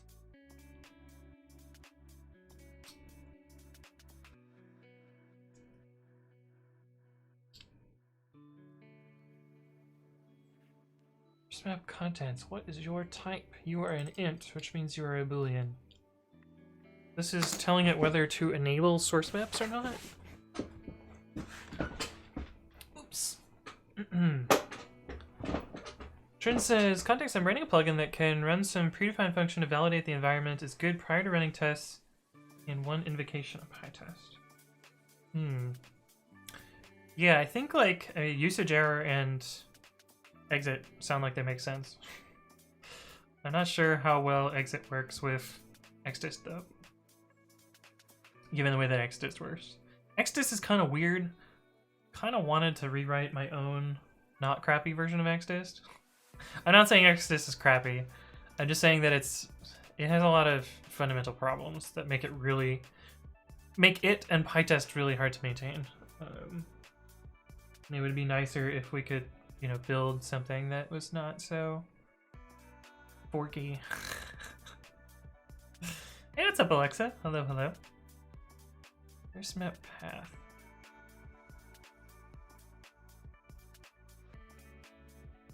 I don't even know what these options are supposed to match up to.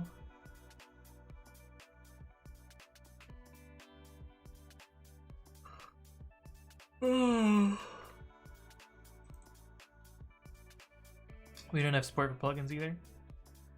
Or custom headers. You have these two though. That output style. Set output style.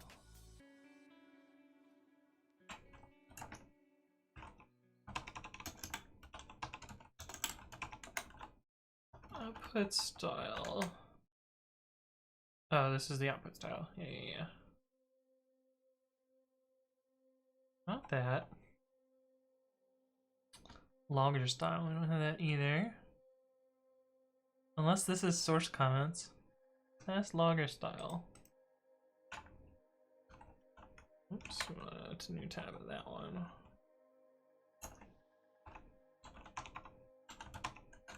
Logger style. Nope, definitely not that. Precision, that's your getters we don't care about. Set precision, set output path, set entry point. Set entry point sounds interesting. Hey, what's up, BJ Kegley? Hello, hello. Thank you for the raid. Welcome, raiders. My viewers should check you out as well. BJ Kegley. What were you working on today? Hello, hello. It's Bikely, indeed, it is Bikely. And the emotes are still broken. Hey, what's up, Codin Canuck? Hello, hello. Welcome to the stream. I'm working on some C++ and C and Python today. Trying to get this compiling against a new version of an API, so I'm fighting with a C compiler, essentially. I don't know what source map contents is supposed to be. I think it's supposed to be like whether source maps are enabled or not.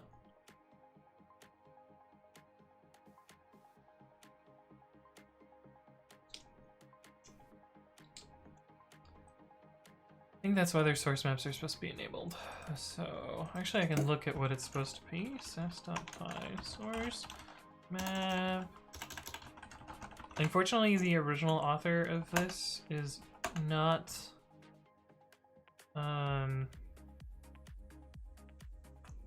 not English as a native speaker, so a lot of the variables don't make so much sense.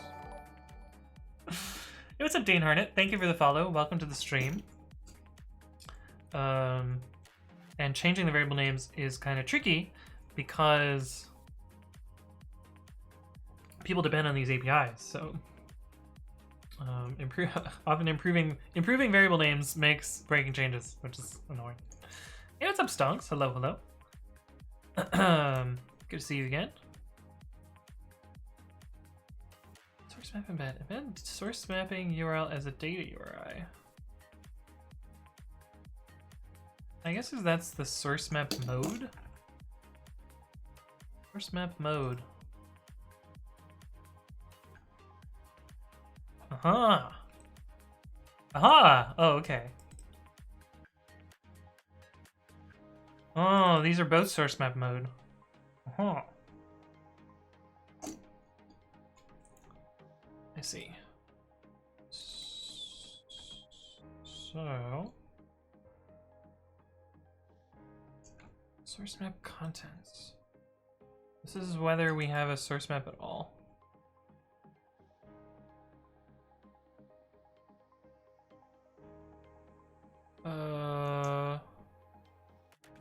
Embed include contents in map. What the fuck does that mean?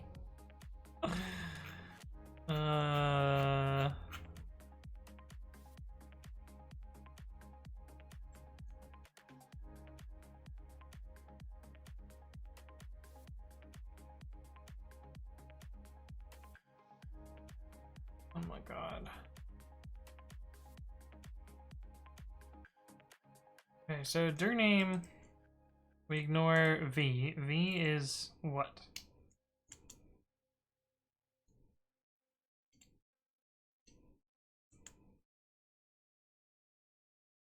What is your type v? If s, v equals v.decode.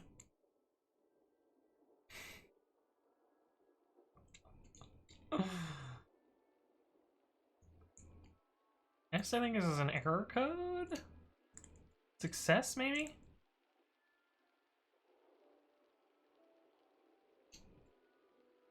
Alexa says, got bitten by AWS SSM limits today. There were 15 live stream channels that were supposed to work, but half of them didn't because they couldn't get a media package creds due to SSM throttling. Oh. Is SSM their new, like, Twitch as a service thing?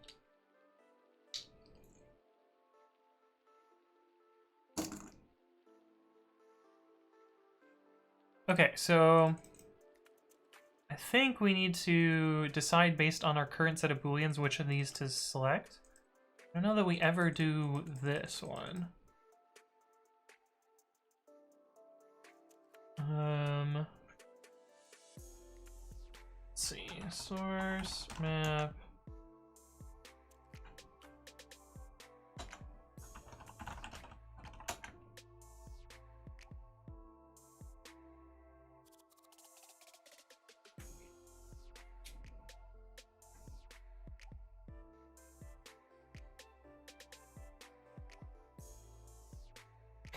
Let me look at the tests.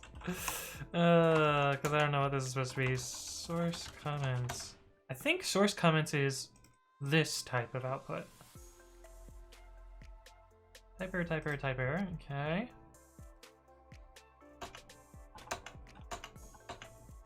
Source comments equals true. Nope. That's clearly a separate thing. That has nothing to do with source maps. Okay.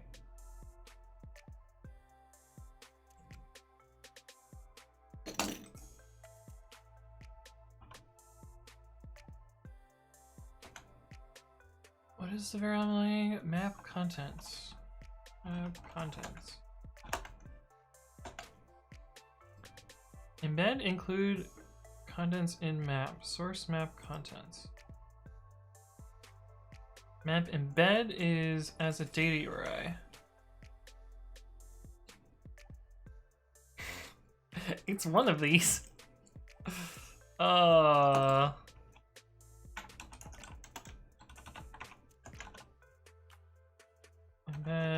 contents. Embed.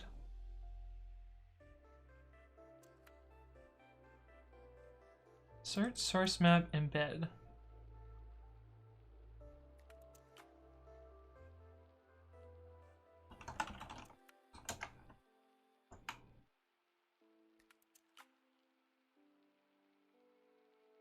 Okay, so grab the URL out in that case, and it is a data URL.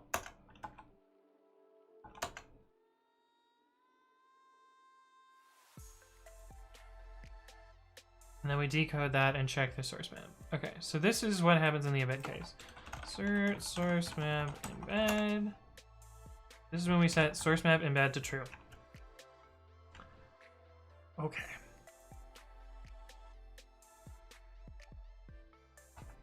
And when we set source map contents, we get source map out as a separate string. So that's create, I think. A expected CSS with map. A expected CSS with map. What are you? Oh, then it has this. Embed link and embed JSON. I have no fucking idea. We're just gonna try something and then we'll adjust it with the test later.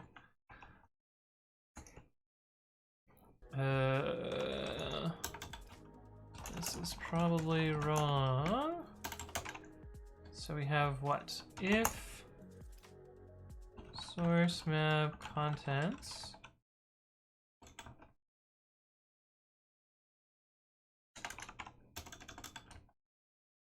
let's see. Source map mode equals sass source map none. Source map mode equals. So for mapping contents, I'm gonna say sass source map creates. Don't know, but that's what we're gonna try.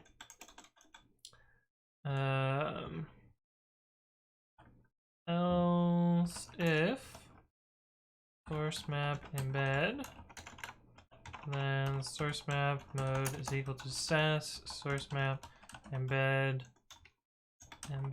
link. That's what we're guessing. I don't know. Sass compiler set source map mode. Source map mode compiler source map mode. That's what we're gonna try and do. And see what happens. Hey, what's up? Sancho's Panza, thank you for the follow. Welcome to the stream. Hopefully you're doing well.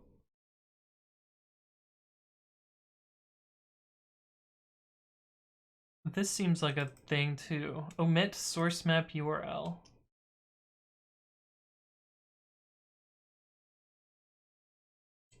I don't know. I don't know. Sass source map style.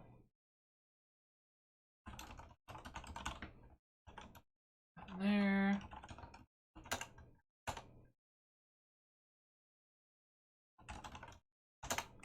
Music got stopped.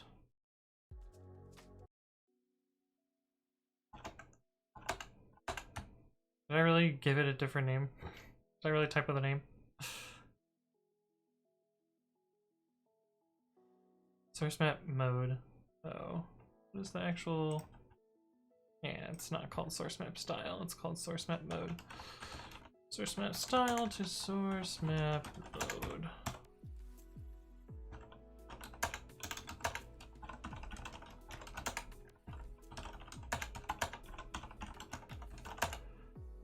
Okay.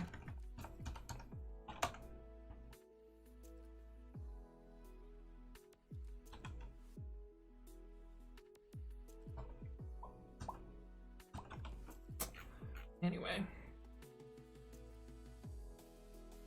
It says look at clips in Dixord.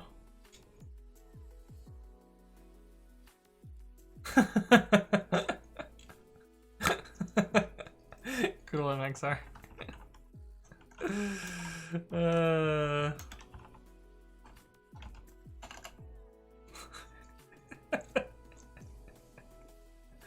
a good screenshot. For those of you that don't know about the Discord, it is free to join. Oh, thank you for pasting the link there, Alexa.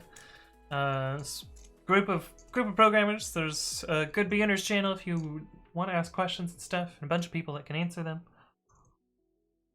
There's also some good programming memes and stuff, as well as, you know, announcements of streams and who's its and what's its, and yeah.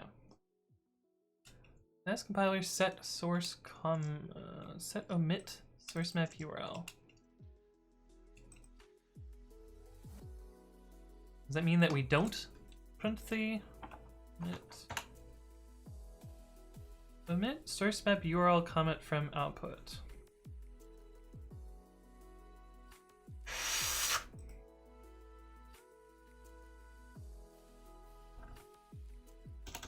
Okay, this is what I think we have to do now. We need to do that if we have source map comments, and if we have source map embed, then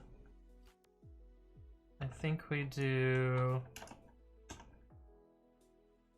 source map create and this.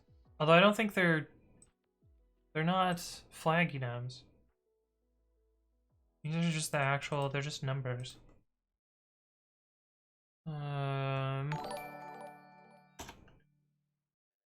What's up, Tom Korean77? Thank you for the follow. Welcome to the stream. Hopefully you're doing well. Source map contents. I think that's what we have to do.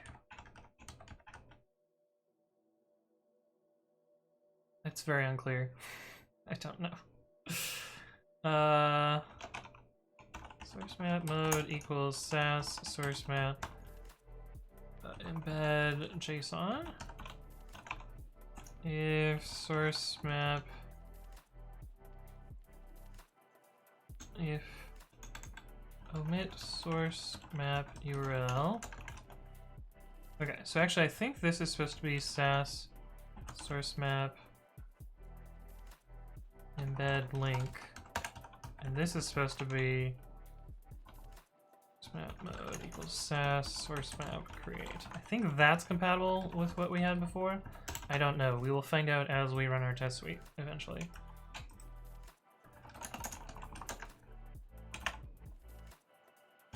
And then omit source.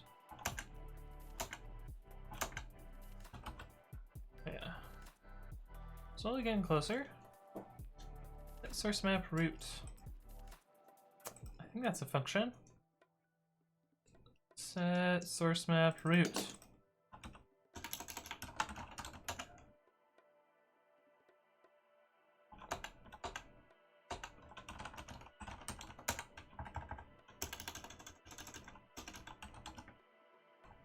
Do you think I'm online?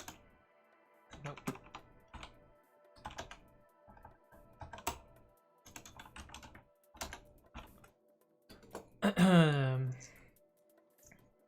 Oh, you ran the link to get ran the command to get the link. Nice, nice. Restraint D says sass, the CSS thing? Indeed, indeed. Indeed. Bodra says, feels weird, you writing C code. Restraint D says libsass is deprecated. It's kind of not. Kind of not. But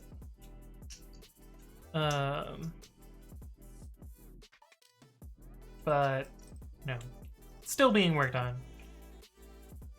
The problem is Dartsass does not have a way to give good bindings in other languages, so that's why libsass will still live on, because we don't actually want to use JavaScript for everything.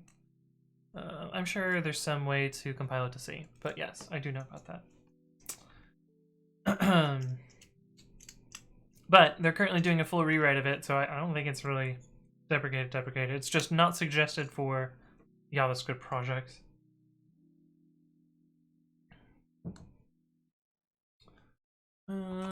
But let's see. Okay, Compile data context. This is where we actually have to trigger the compiler.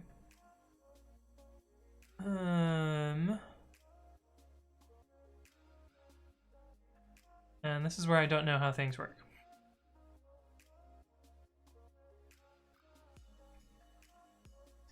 But guy linked me some stuff.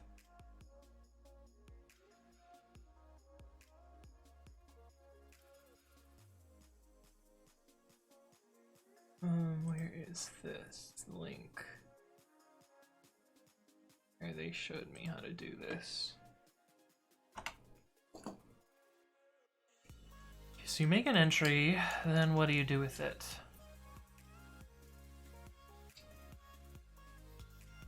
Set entry point.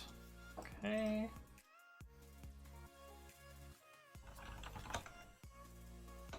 Sass compiler.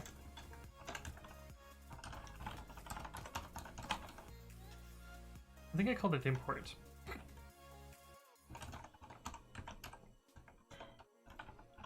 Let's rename that. Entry.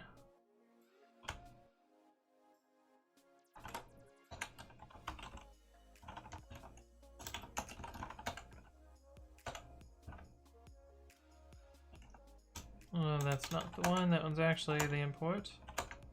Oh, I must not have done that in the other one. That's fine.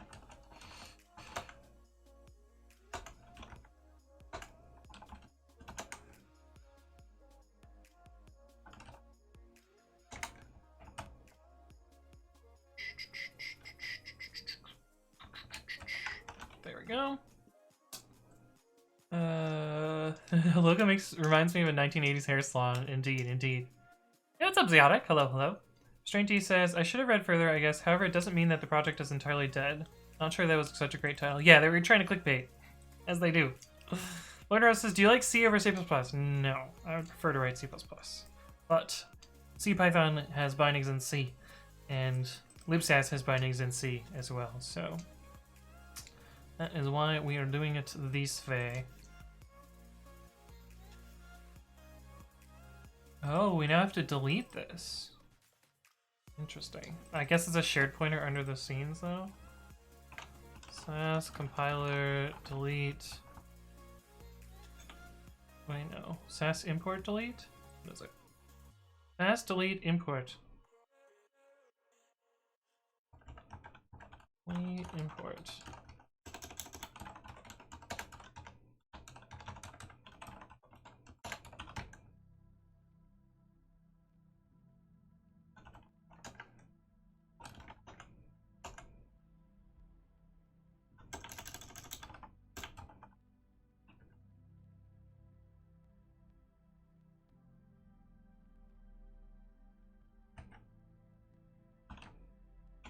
Move those so they're near each other, I guess. And then what do we do? Parse, compile, render. A little bit weird that we have to do all that. Sass compile, parse, compile, render. And then we get the output somehow. Which is get worn output footer source map. Error status.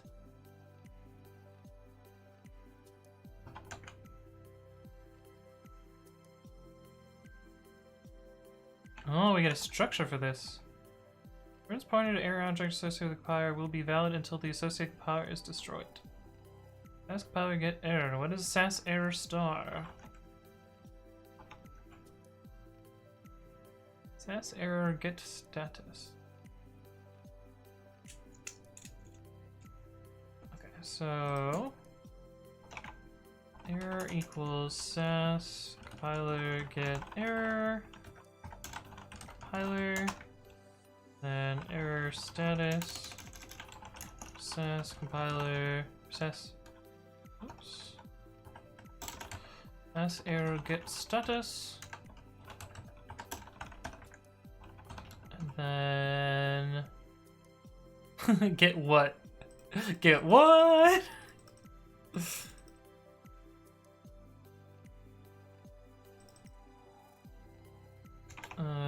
Error message equals says error. Get what? Output string.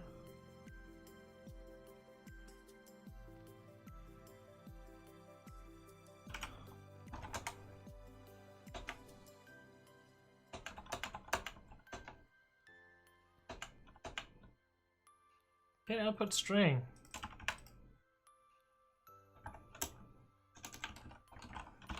And that might actually work. Let's delete compiler.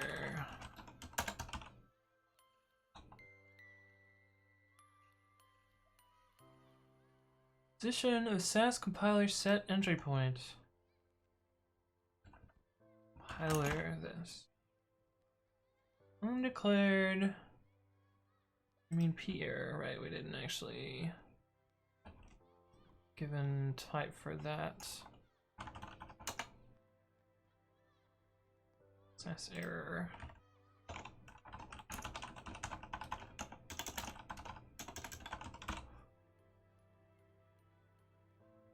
Xanax says, do you know Django? I've written a little bit of Django. I wouldn't say that I know it very well. There are some people in the Discord that knows Django really well. Alexa says, what's your favorite way to interface with C? Let's see. I've done Python, I've done CPython, and I've done CFFI. I really like CFFI, although the error messages are complete garbage. But I really liked CFFI, and if I were, I may rewrite another binding of libsass in CFFI just to start over from scratch.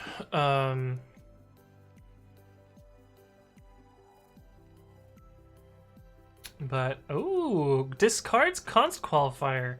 Look at this. Look at this nice const correctness. Like that. CTX undefined. Should be compiler.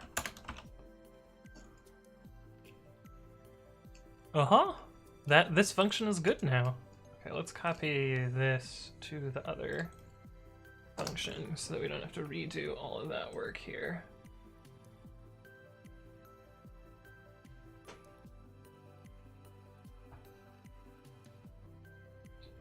Which is down here.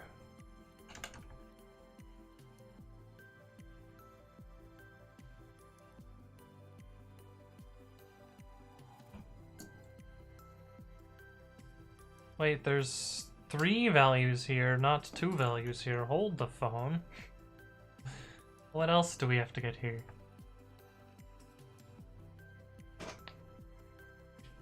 Why is there no source map string for compile string? That seems weird.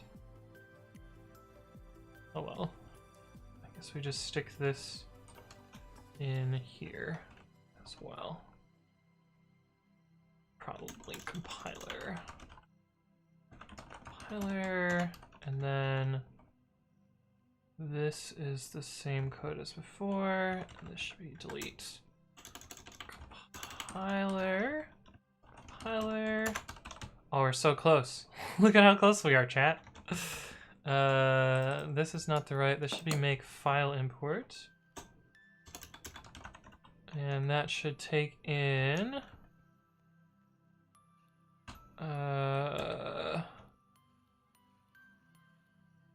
should take in the file name.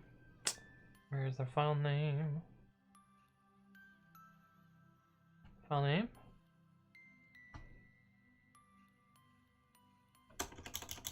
File name.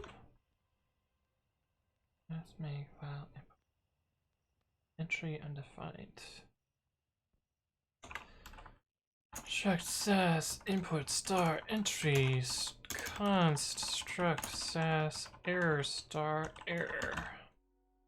Too many arguments to sass make file import.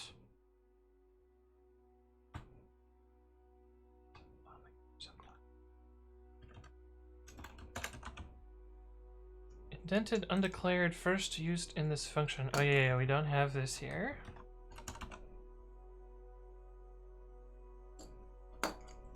Implicit declaration of sass compiler get source map string. Did you mean get source map string? I did indeed. Thank you, GCC.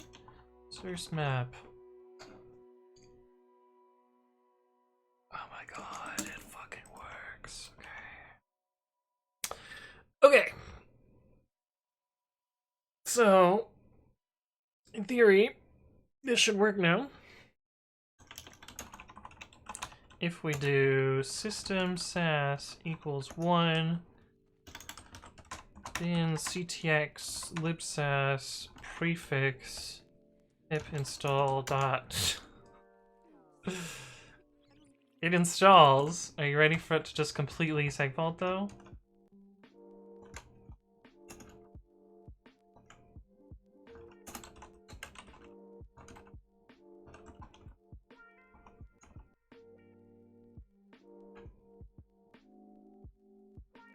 Alright, that was the API that I wanted it to be. Compile error!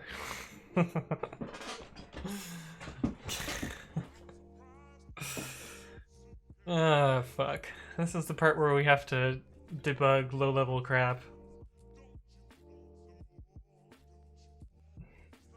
Which is gonna be fun. Says, I remember when you were going through these, one was named like make number 2. Yeah, that one was really weird. I don't know what that function was about. Maggie says, Django is a really nice framework. Yeah, I've heard good things. From the little bit that I used it, I thought it was alright. I didn't really like how magical and global a lot of the parts of Django are, but I don't know, it seems fine. This one says, tried and failed to find some sort of caching that works with nametuple, and they all need something nametuple doesn't have versus classes. So Pilot can fuck off. There you go. There you go. Debugging low-level crap is fun. Yeah, so I can do this with GDB, or I can do this with prints. Yeah.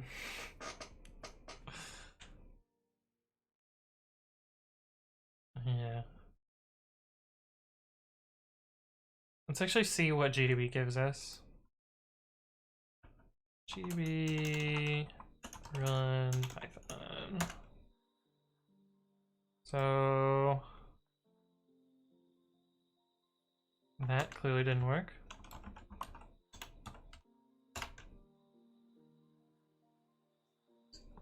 Is not a core dump. Oh, right. I think we just do GDB. You can tell it's been a while since I've used GDB.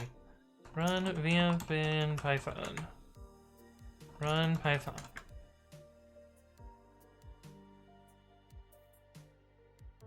No executable file specified. Run Python 3? What do you mean? Oh, there we go. Run Python. There we go. Can't open Python. No such file or directory. Run Python 3. Run Python 3.8. Fuck, why? Oh, I think it's just run. Well, we gotta quit and start over. Run. Okay, we've started the GDBs. Let's see if I can set a breakpoint on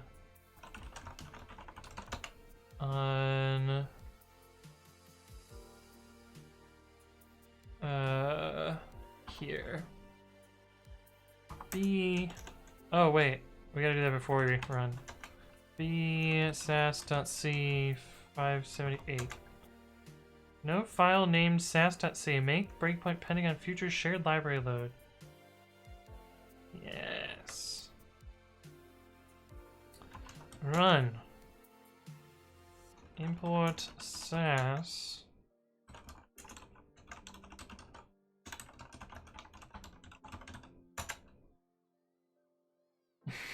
Optimized out, optimized out. You love to see it.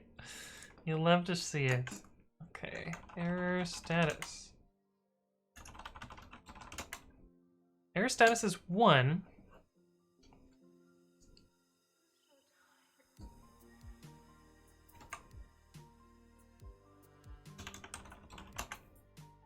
The error string is the empty string. What the fuck?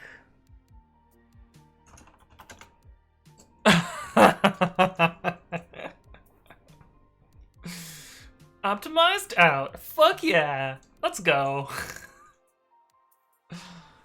God damn it.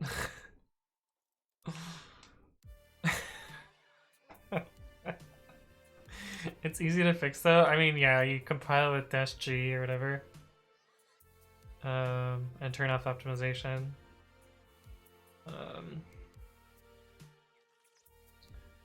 Which I can probably do by compiling it manually.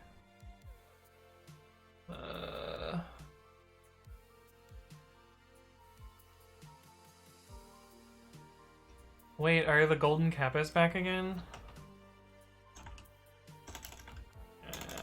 Kappa.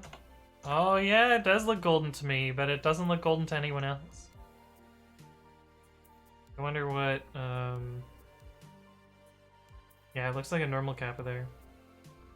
Weird! Very weird!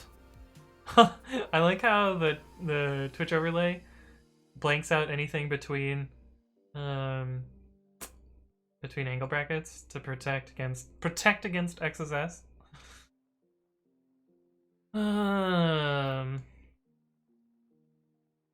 Fun fact that -OG still produces optimized out. Yeah.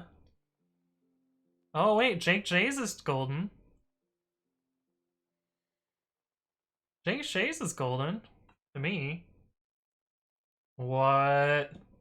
Golden Kappa? Were you the chosen one, Jake J24? Were you the chosen one?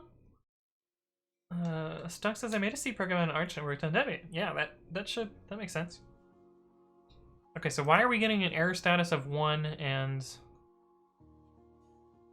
no error message?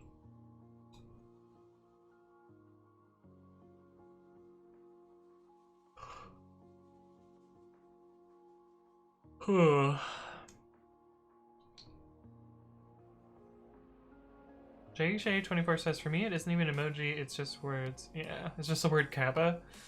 Well, yeah, something weird's going on with their emote service. Void Rose has golden kappa too. Why'd you get golden kappa, Void Rose? Osuo Sudayo says Ubuntu.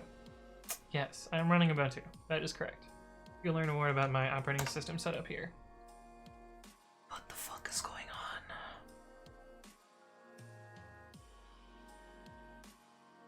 Oh, I wonder if error is null. Oh, well, we would have gotten...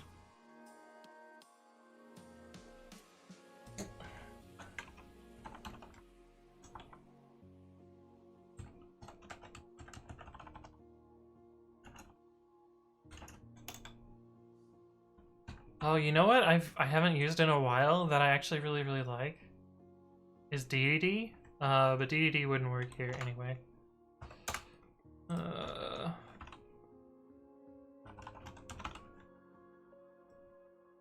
But we can do this again.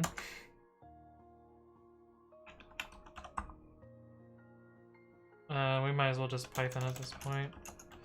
Import sass.compile string equals A, B, C. This needs to be the other type of quotes. So we do get an error pointer. What is our error message then? Do I have the wrong function for getting the error message?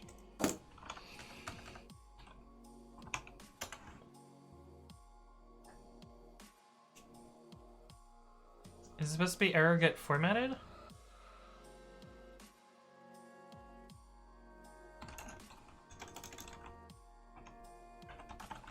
Do what?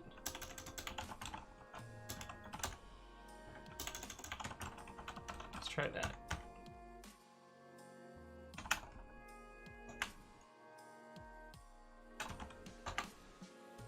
Can't find style sheet to import.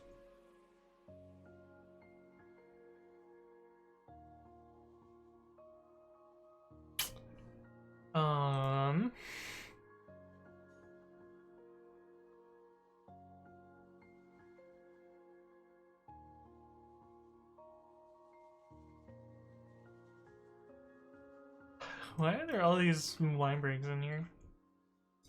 My guess is this sassy doesn't support reading from a string. So maybe this is not implemented.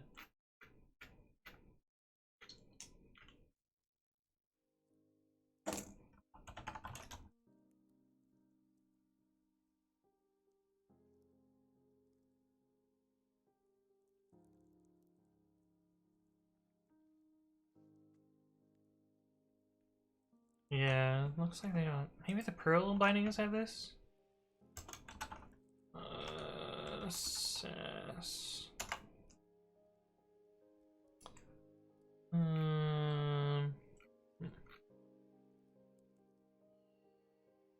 Dart, Node, Rails, Ruby, Perl. Branches.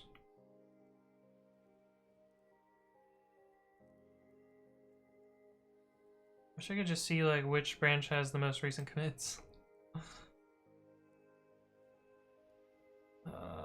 2019, so clearly not that one. Yeah, it's probably not implemented in the Perl bindings. Huh. I guess we could try compiling.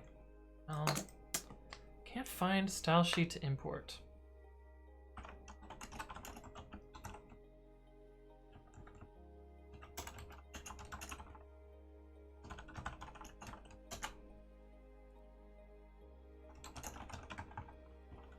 All sorts of places this can come from. Can't find style sheet. This is a big old file. Format equals sass import auto. Why is it trying to import it all?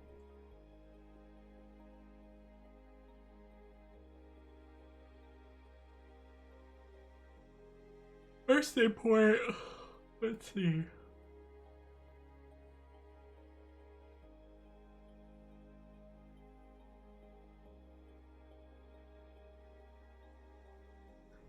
Source data obj.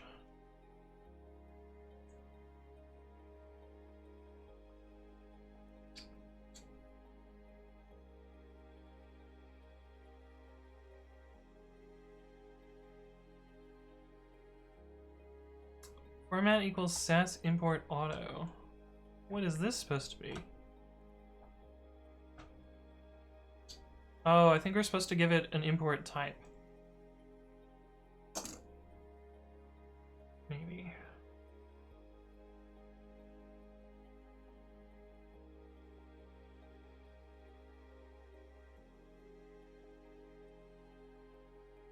Oh, we also don't know if this is the exception that's happening. I guess we could printf exception here.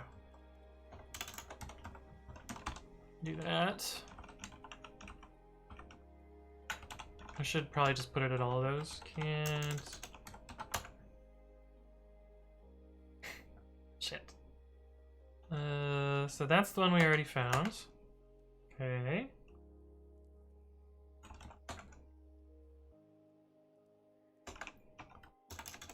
Printf arrow here too.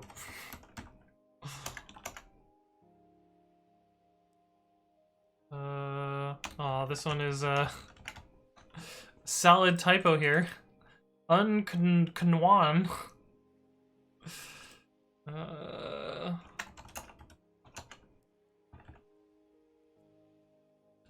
Is that my notes? Typo.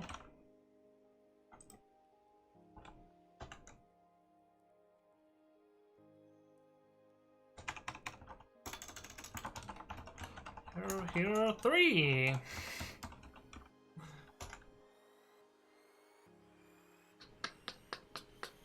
It's lagging as it renders. Printf error hero 4. What's another one? Error hero 5.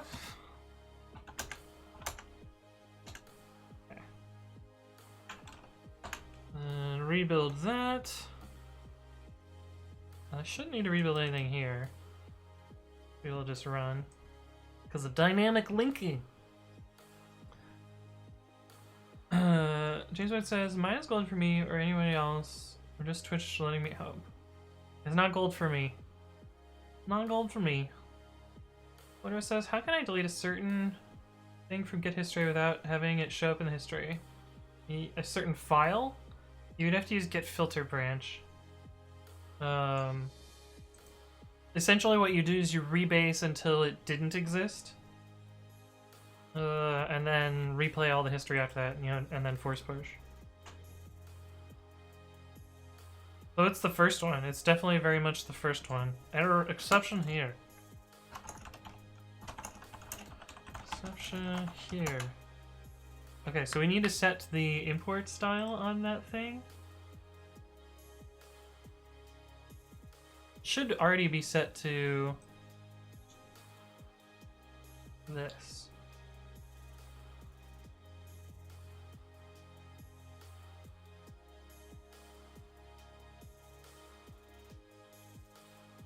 That's kind of weird. But it kind of makes sense a little bit.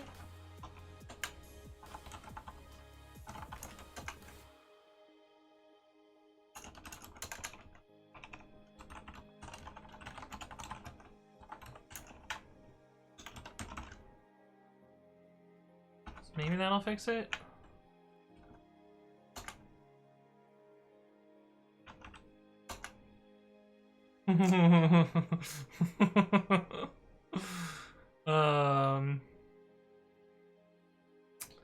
Well, it no longer raises an error. Oh, actually, it does. It does raise an error. We do get an error here. We do get an error there. Let's see.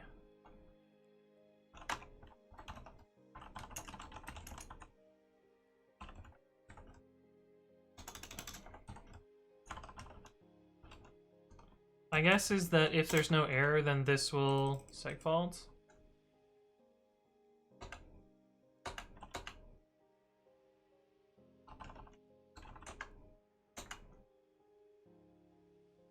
I thought I changed this file. I thought this is get formatted something now. Sass error get.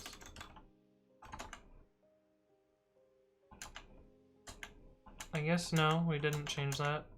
Still get what? Oh, no, the file that's on disk has changed. So just get formatted.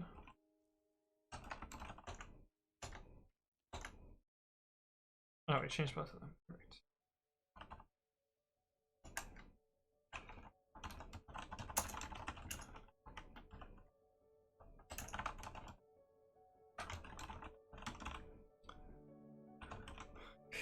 Okay, pip.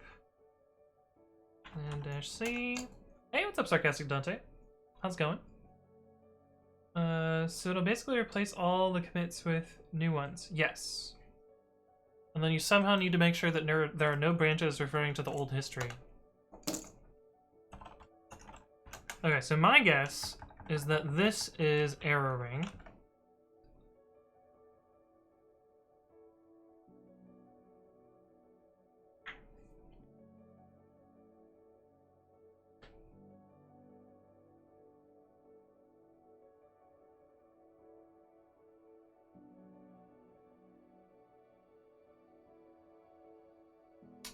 Which means that we need to do this so that we only call the error in error cases, which is different than the old code used to be.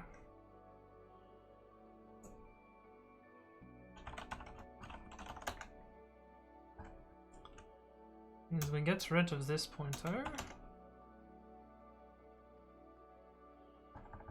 Sass error get formatted.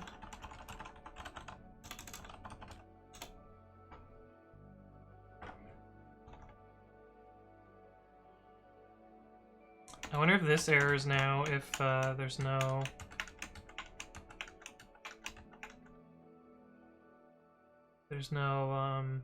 if there is an error. Okay, pip install dot. This no segfault. Still segfault. Let's see where it aborts. Compile string. Compile string, I say. So we can at least GDB this. This is on line 580. B sass.c 580. Yes. Continue or run. Import sass.compile string equals APC.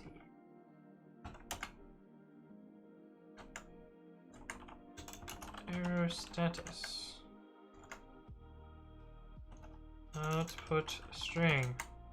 So it is working, kind of, ish.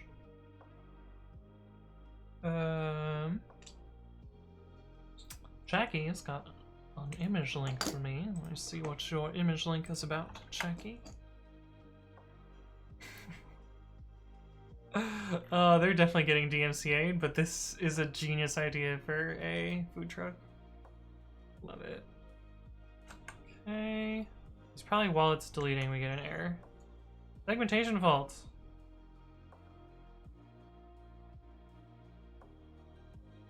During deallocation.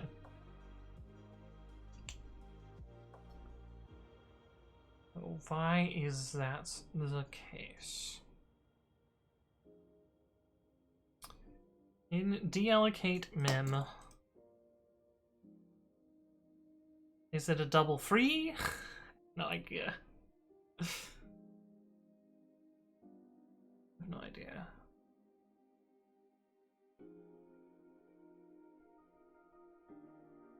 Wonder if we do this, if it makes it worse or better.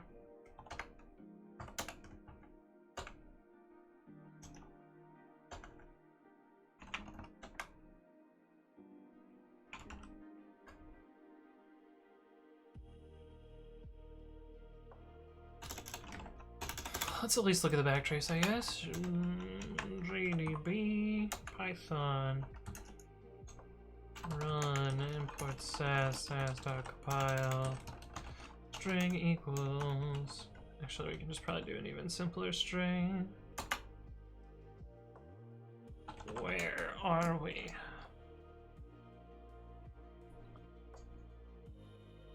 We are in the destructor of style sheet.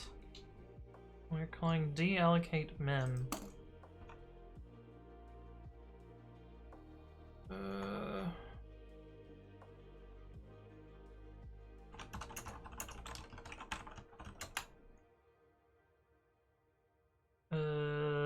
Which is in the style sheet destructor.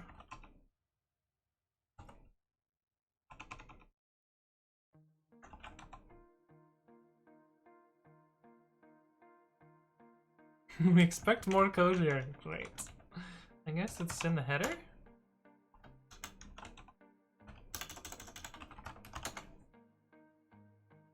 Public ref counted. Oh boy.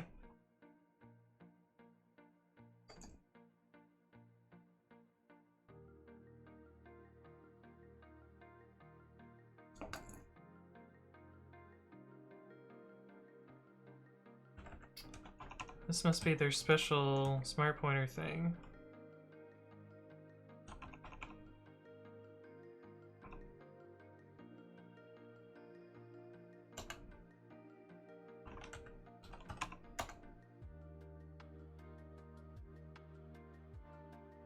Where does ref counted come from? Init grab class ref counted.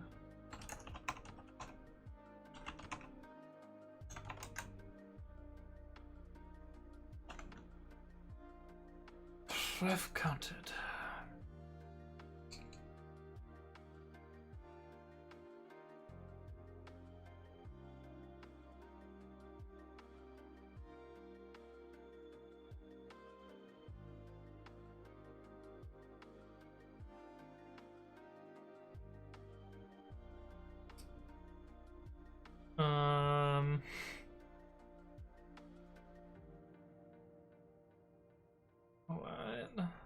What's going on here? 4 objects that can be... How is deallocate memory called here? Hey, what's up? Ali Afara, thank you for the follow. Welcome to the stream. Hopefully you're doing well. Sarcastic Dundee says, thankful from a destructor, that takes me back. Noob 44 says, ooh, I've only poked around a bit of C for Python, read not enough to crack out GDB. Is there any extra bits to get the program running under GDB? No, should just work. Compiling with debug symbols certainly helps. Yeah, I should probably turn on debug symbols for both of these things. Let's see if we can figure out how to do that. It's probably C flags. There's CXX flags. Add -G.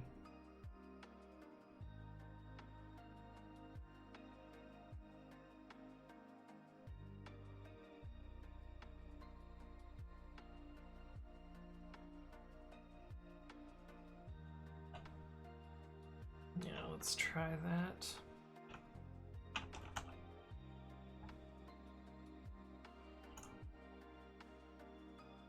Let's try clean first. And then C flags equals -G. EXX flags equals -G.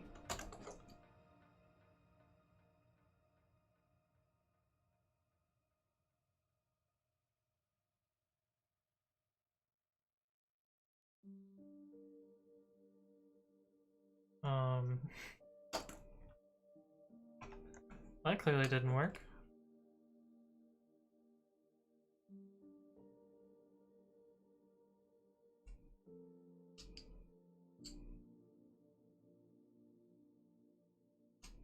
That clearly didn't work. What am I doing wrong here? I don't see how changing this from WAL to something that's not WAL would break things. Or that.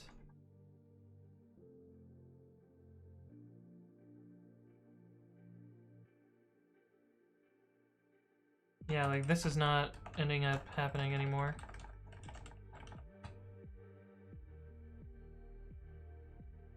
So what is going on? Extra C flags, that must be what I want. Not this. Extra, extra, extra. Yeah, there we go. We got good old buddy -G here. Although it is still compiling with optimization, so I don't know if that's quite gonna do what we want. We'll see. We will see.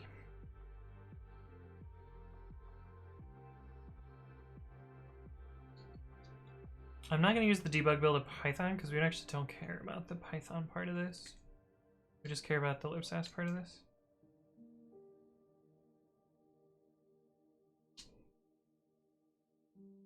Hopefully. I assume that the Python part is reasonable, normal.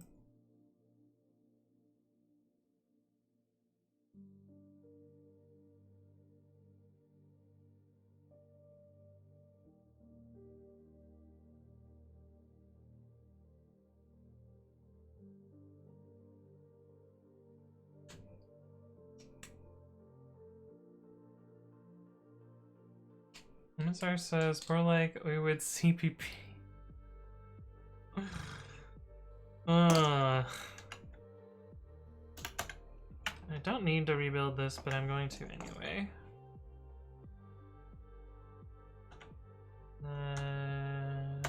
Then this run import sass.compile string. What happened there?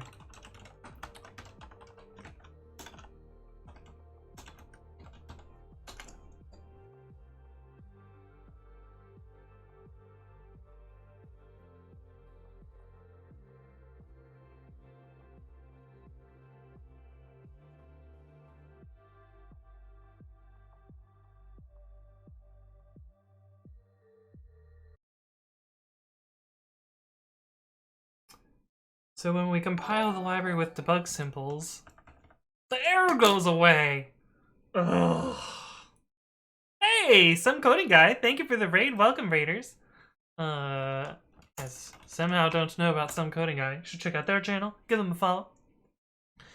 Hey, what's up, dude man? Hello, hello. Welcome to the stream. Some coding guy says, I was having a tough debugging session too. This just makes no sense to me. Oh wait, it fucking works now. It doesn't work if it doesn't output any source, though.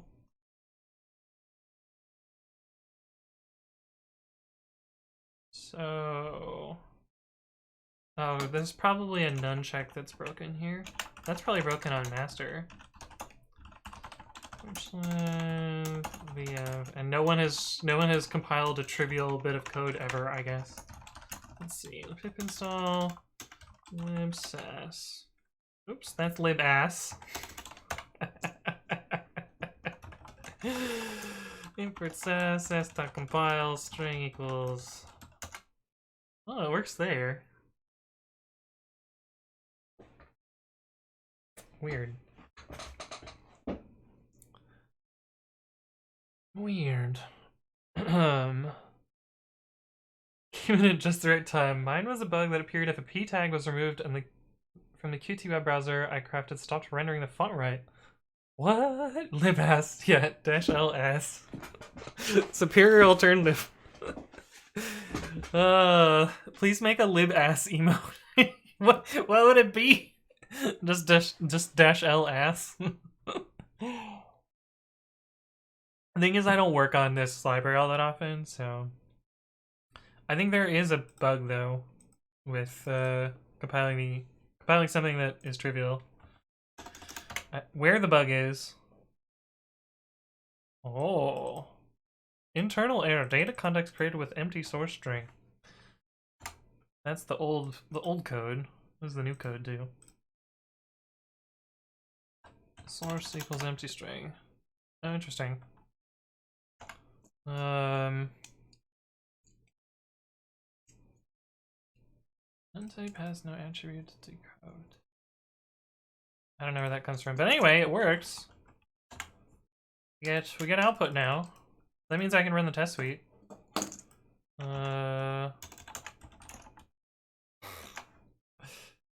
Now let's see what happens if I turn off debug symbols.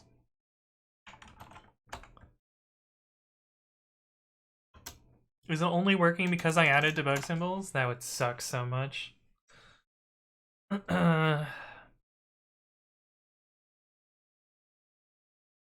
Revenus says typo ass equals software engineer kid farted in class joke for us. Yeah. No, I mean I typo libsass as libass all the time, so it was bound to happen on stream. I'm glad you found it amusing.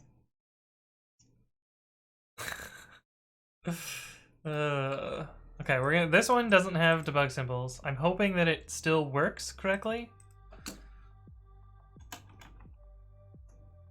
Should give back empty string instead of, well.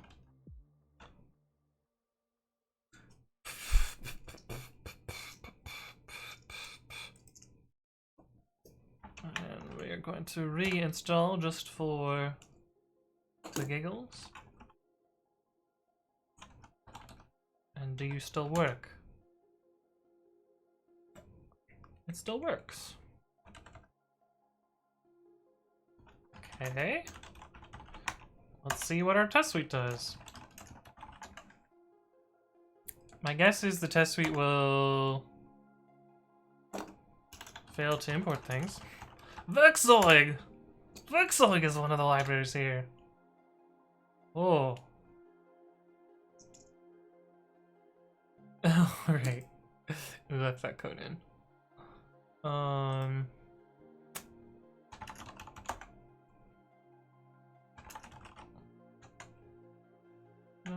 No, yes, yes. Make.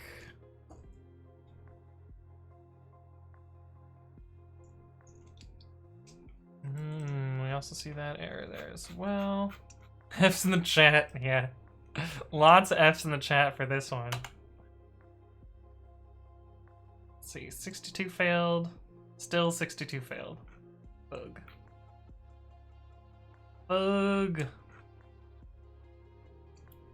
TB equals native. Let's do just native. Wow, that goes so much faster. Did you see how much faster that was? 1 second versus... Oh my god, PyTest traceback code is so slow. Like 3 times slower. TB equals native, max, fail 1. Max fails? Max fails? Fuck, what is the... Max fail. I would have gotten it if I would have tried one more thing.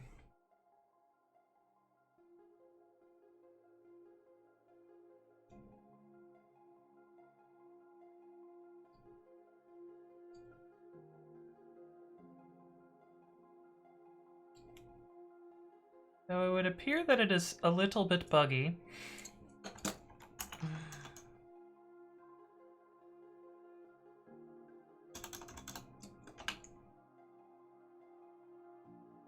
Yeah. Unless that's intentionally different.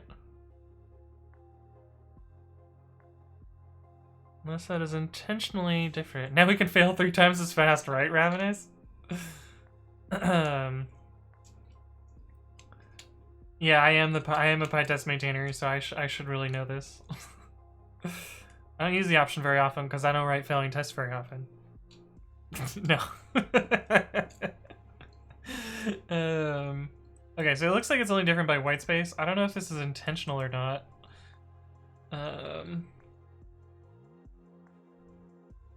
Is there a way to hook PyTest with your bot so it types the F logo in chat when tests fail?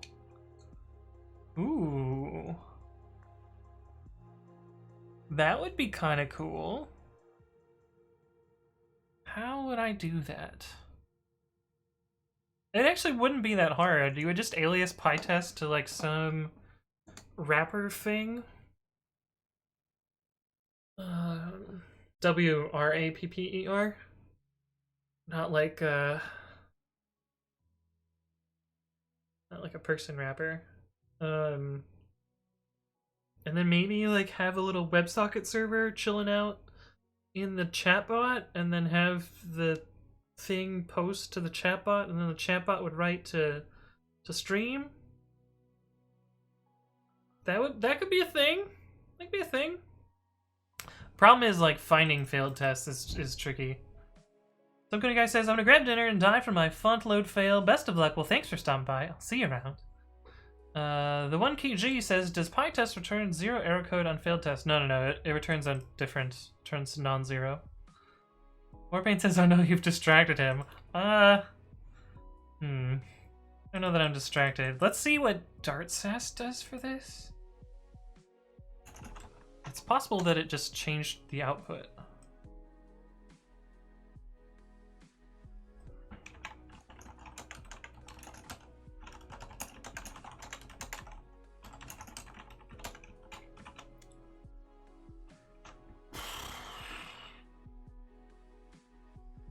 npm install dart sass. How do I do this? It's just dart-sass. Build failing, build unknown. That's always good. npm I dart sass wcgw. What could go wrong? Illushmo says that would be awesome. Okay, we'll put it on our ideas list.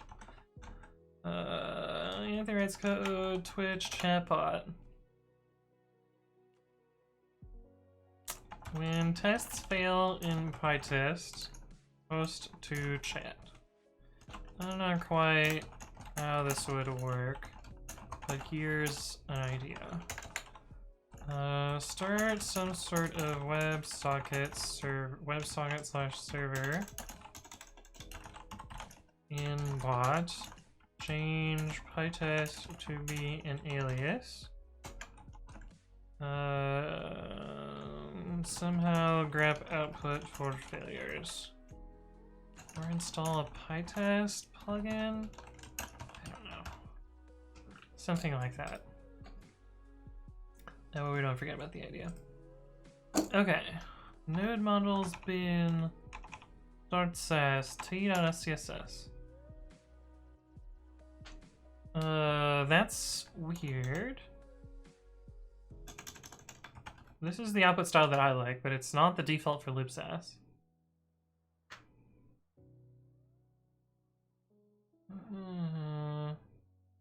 Style, default is expanded. Style equals...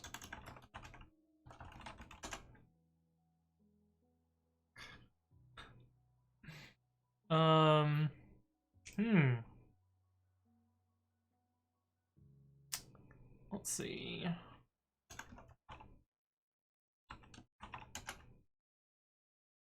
Oh.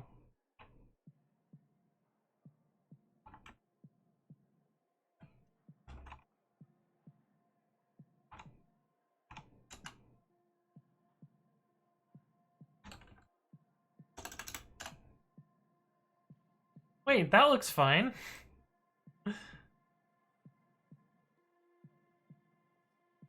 Excuse me?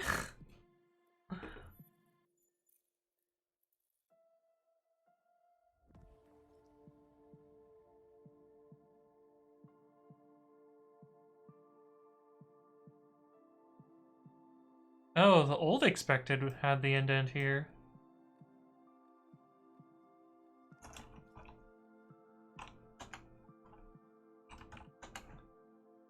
Huh.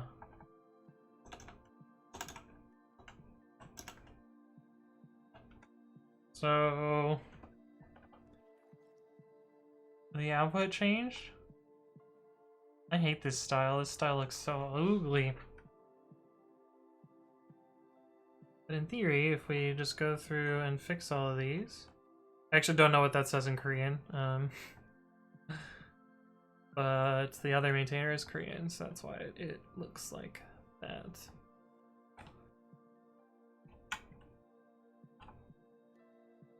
Okay, we're gonna enable fail faster mode. Still 62 failed.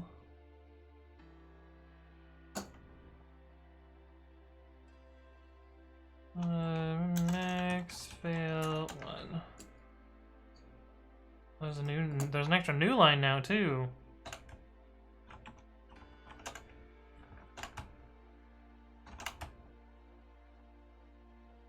I gotta find all those now.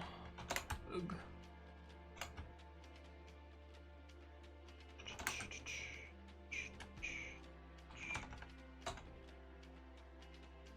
Oh, that means more tests pass now.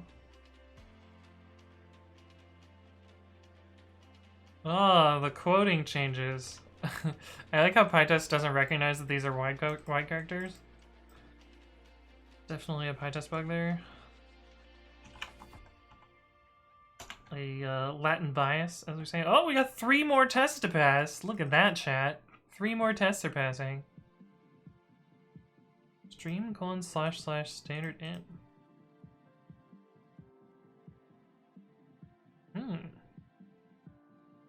Oh, custom functions aren't working. At all.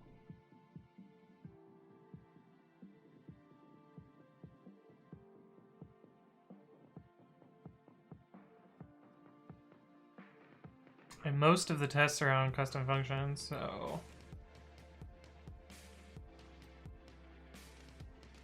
Wait, what?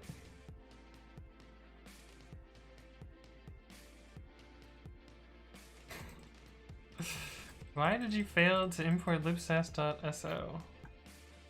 Oh, I know why. This is not a full path. Or... this is not a full path. Let's make 1 more test pass, down to 58 failures. And...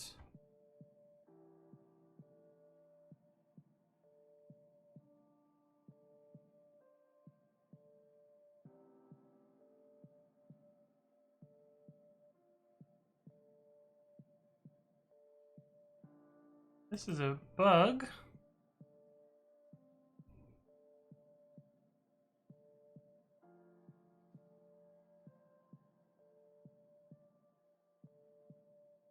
The bug. EAPB.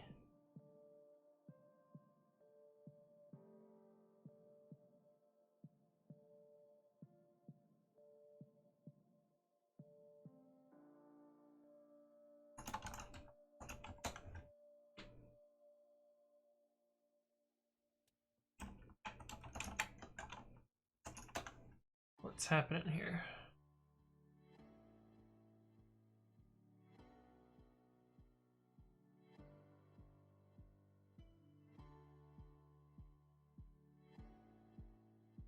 Where does this come from?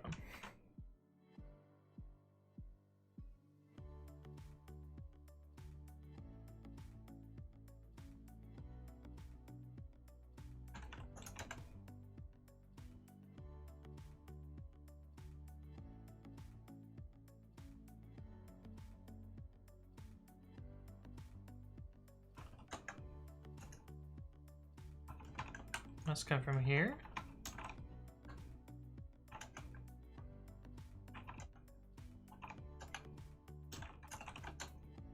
Yes.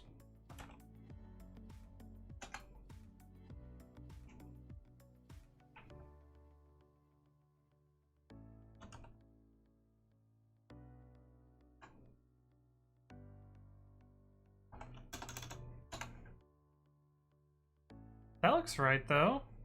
So what the fuck? Is there some option that's wrong here? -T compact compressed. Yeah. Okay.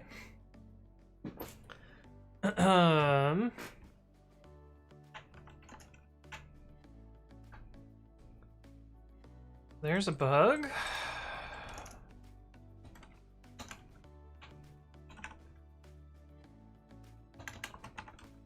Bug.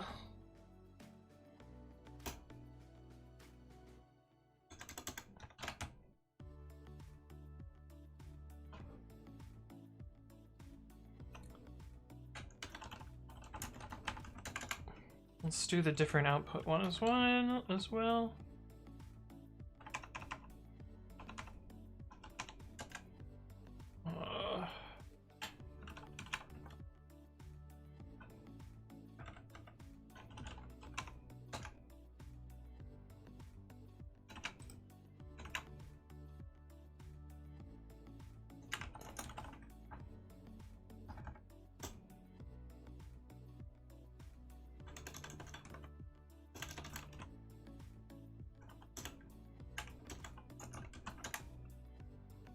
Try the old output, should be in temp x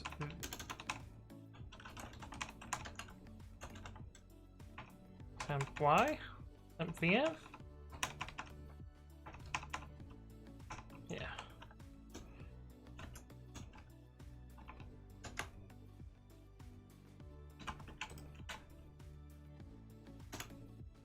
Okay.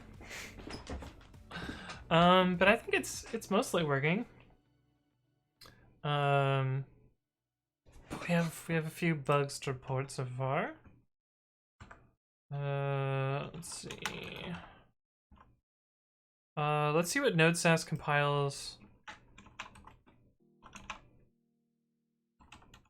Let's see what node.sass compiles this file for. This is file D. Node modules bin, or sorry, not node.sass, dart.sass. Workspace libsass-python/d.scss. Also prefers double quotes.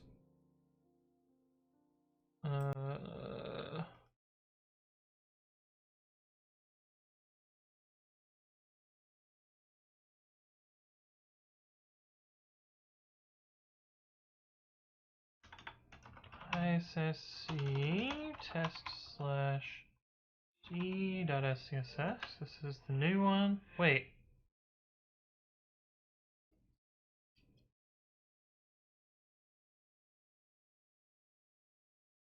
This has double quotes.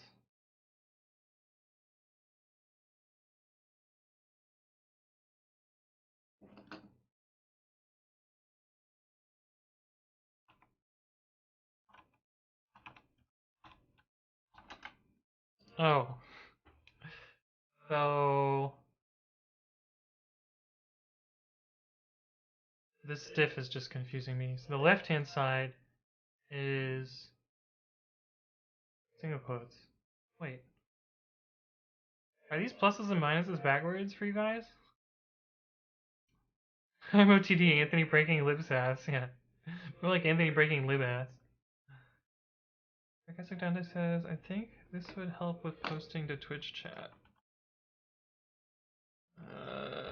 This is gonna be W3 schools, 100%. Yep, 100%. 100% W3 schools. I mean, I'll go get a drink. It's Saturday. What the fuck? I'll be right back.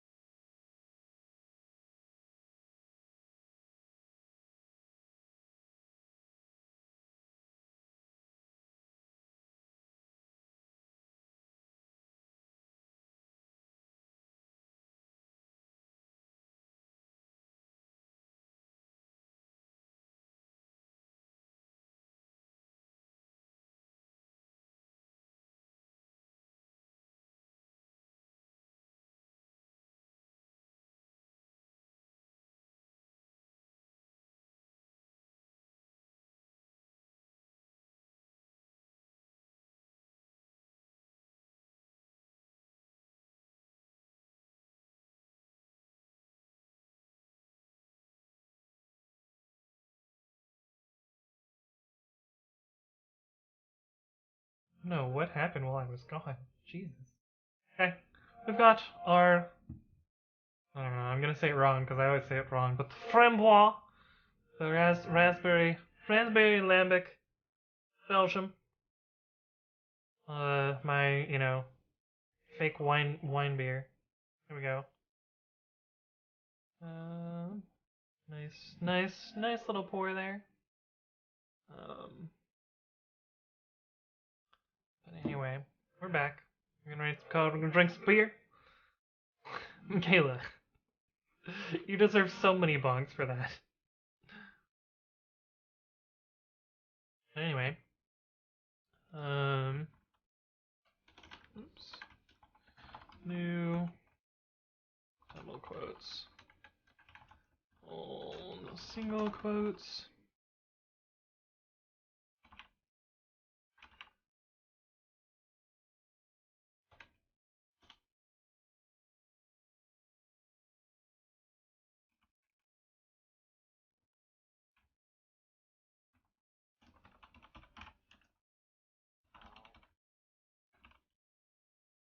Okay, so let's fix this one. De-expected CSS.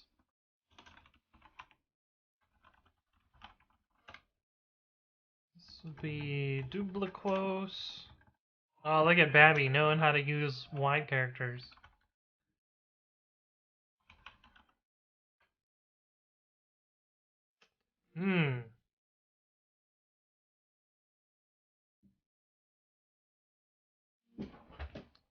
So, source map file name is not setting the output thing, so that's probably a bug in our code. source map file name.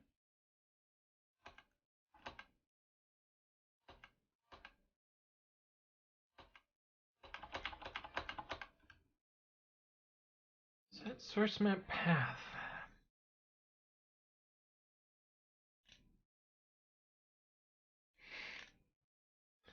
What? Only 2.5%? No, I think it's like 4.5%. What does it say?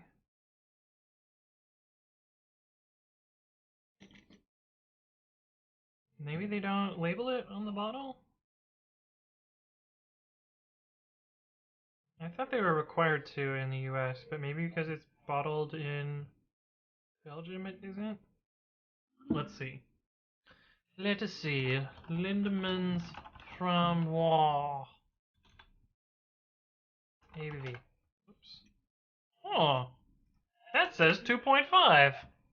That surprises me. 2.5 is barely alcoholic. Well then. This is 2.5 to 4. That's not even a... Let's see. Soft drink alcohol cutoff. 0.5%. I see. Okay, I thought it was. Huh. Well, I guess it's not that much alcohol then. This has been renamed to Sass. Am I not using the latest one? Is that the problem? Well then, let me try...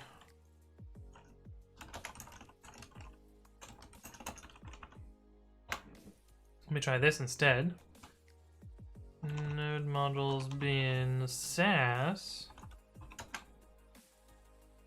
Yeah, it doesn't do that either.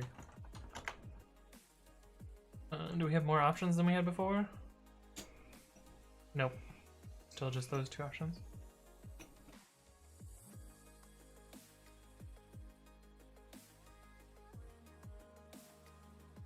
The other server says, do you have a beer app like Untapped?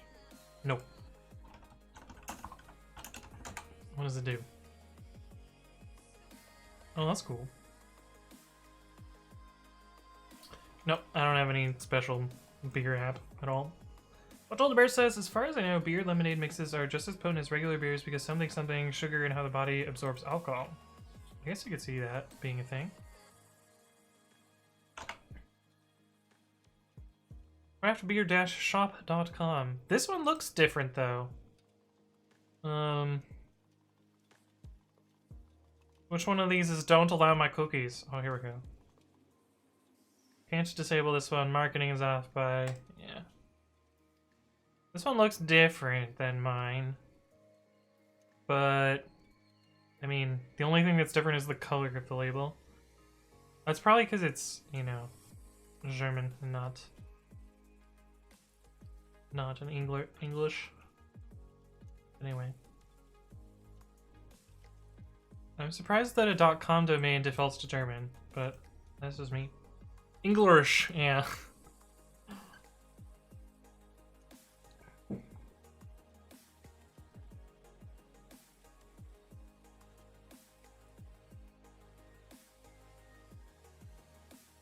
Okay, so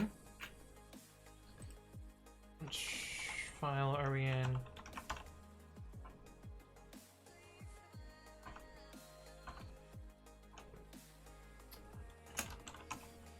Source map file name.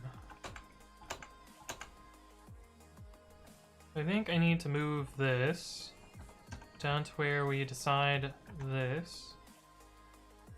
If source map file name, and it is a non-zero byte string, this should just really be and. I don't know why this is complicated here.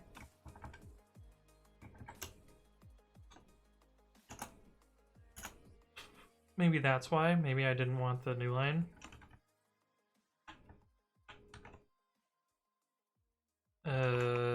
Source map mode equals sass source map embed link.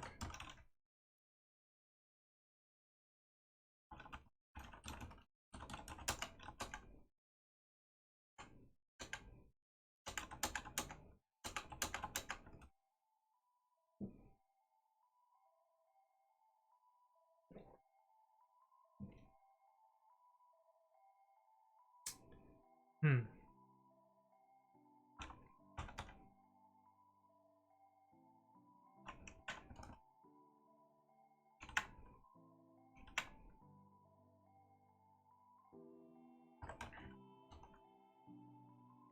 Apparently this was the wrong tab.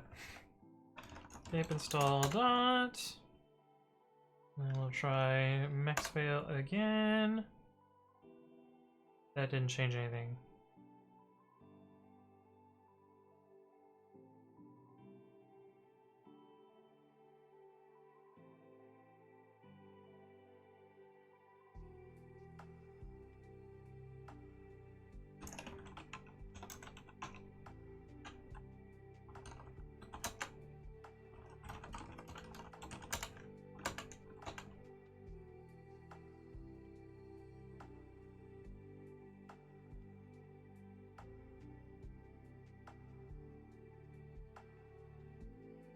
Maybe the embed link mode is broken?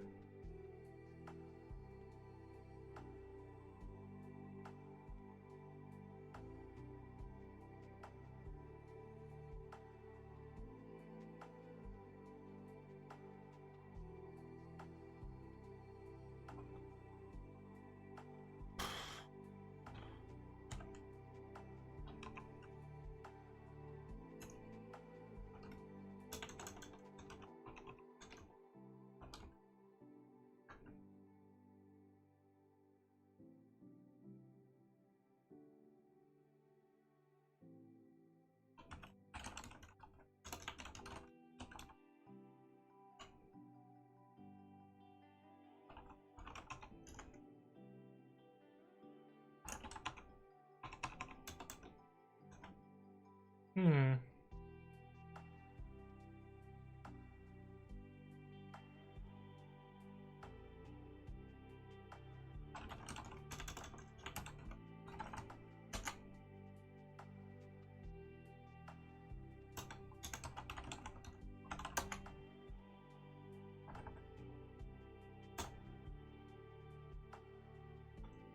I think the source map stuff is just broken in general. Yeah, that's not working at all. So I must not be enabling source maps somehow. Grab source map includes star.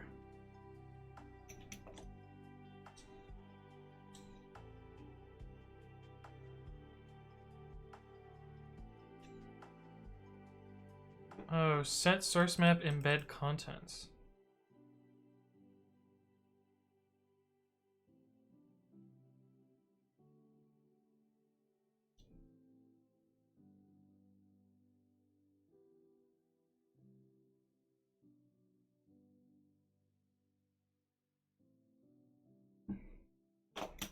That sounds like a thing.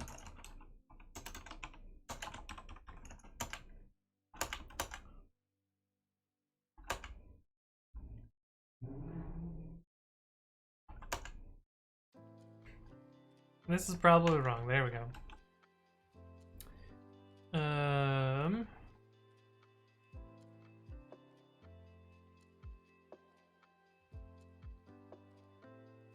I think we actually want, if not omit source map URL, well actually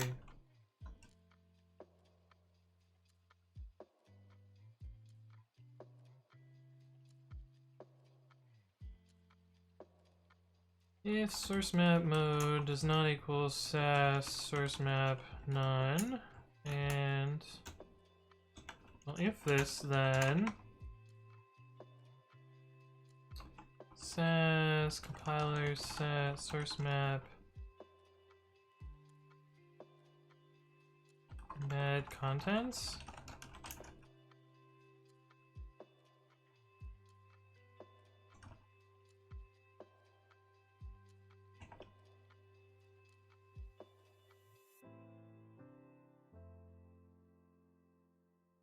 Seems wrong.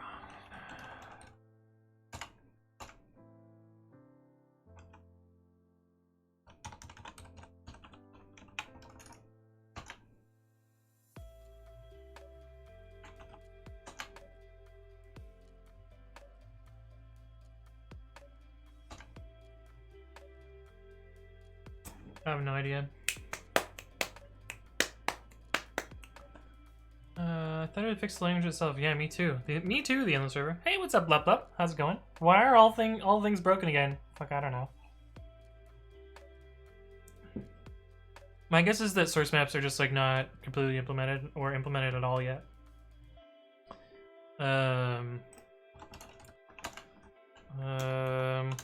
Source maps.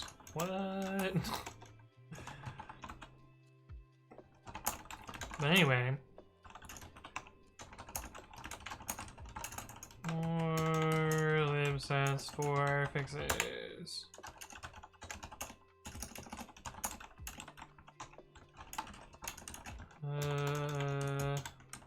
Revert me some changes to make more test paths. But I think we're actually like not able to progress much further than this. So let's report. Oh, let's fix this first. It's an easy one. Oh.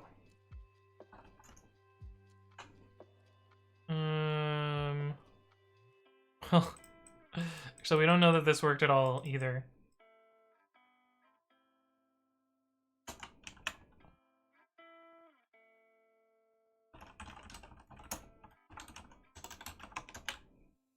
It does work. Okay. That one works.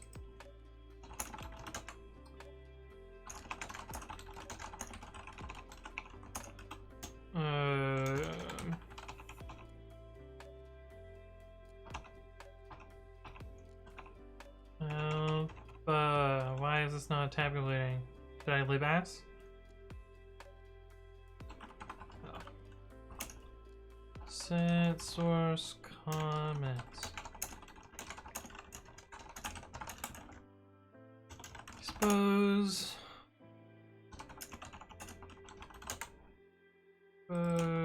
this.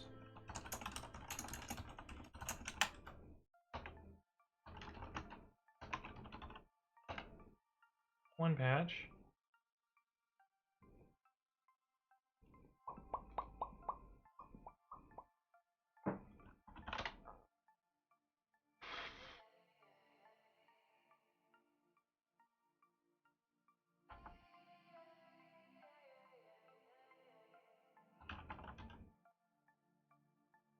Alright, we gotta wait for it to refresh.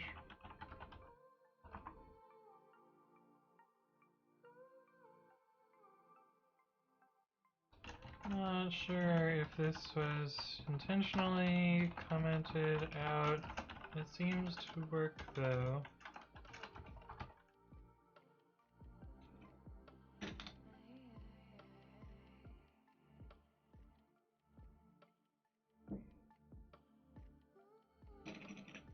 Okay, so that's one of the things.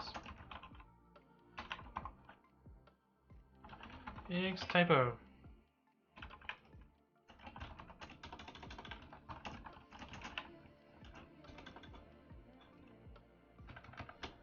See how often this gets referenced. Xarg said dash I.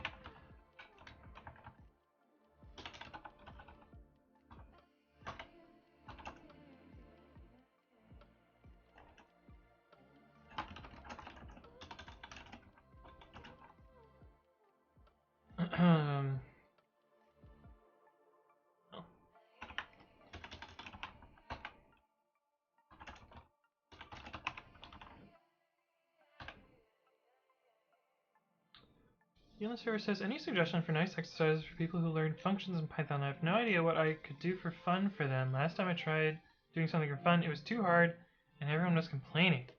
I don't know. I don't know. I mean, you have to write a bunch of functions if you're gonna do like a bot or something. Oh, is this a bug in master too? Wait, this merges? This merges cleanly?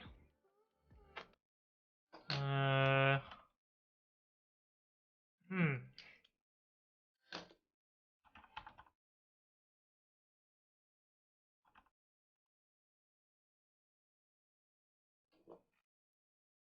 it might be applicable on master. Let's, I guess, try and look at this for master instead.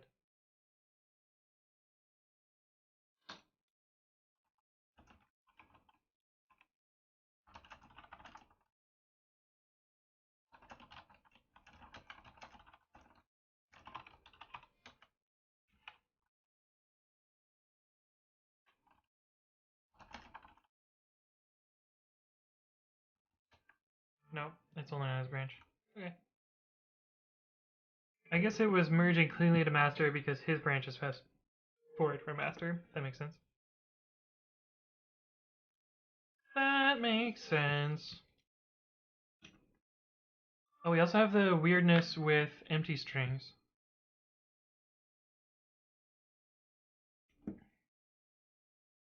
Okay, let's go to their patch. I grab out of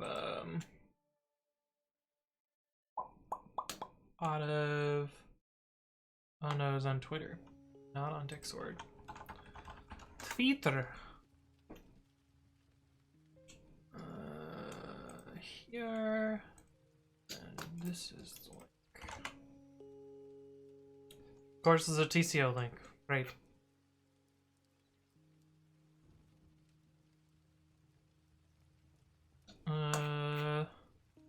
Neat. I got a lot further today. Here's my next round of feedback. I couldn't get source maps working at all. Guessing they're not completed yet. Or I'm holding it wrong. Probably the latter. Let's be realistic. Smile. There's slightly smiling face? No, there's just smile. Smile. I got 2 new PRs for today. This one and this one, and a bunch of oddities I can't explain.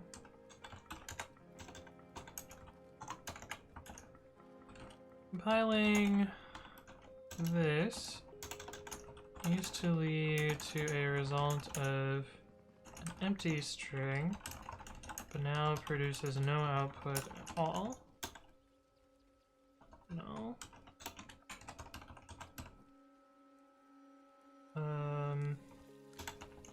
I didn't dig into this much. Not quite sure where this comes from. My guess is there's a length check.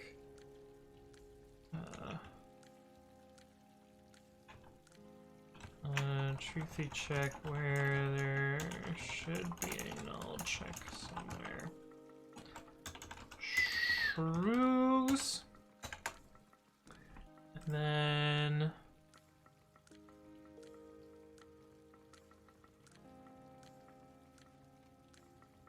press mode seems to be overly aggressive.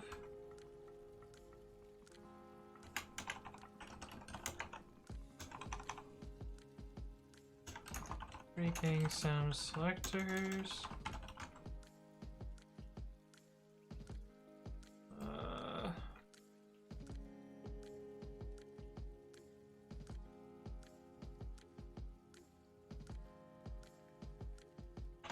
The default output mode seems to have changed indentation slightly.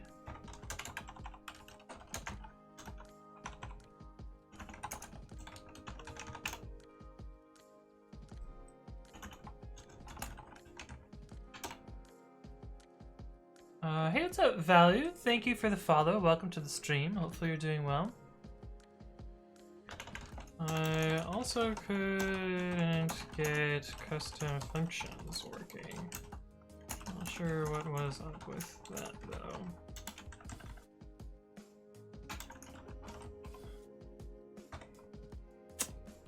And lastly, it seems the quotes have changed.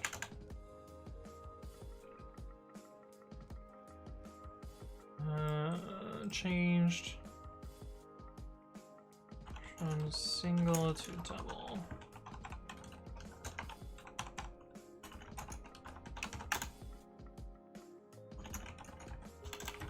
I wonder what those words translate into.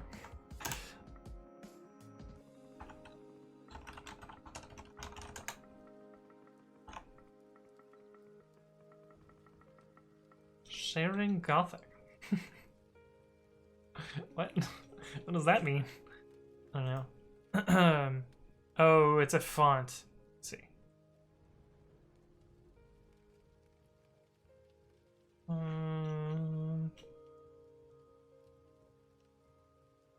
Cool. Boop.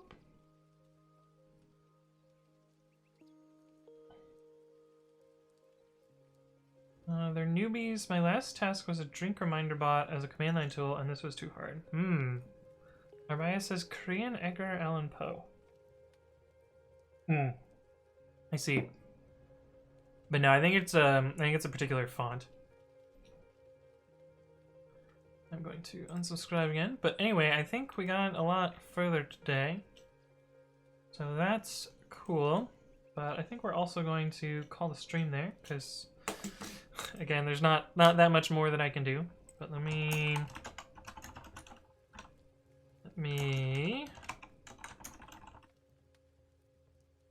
push what? Push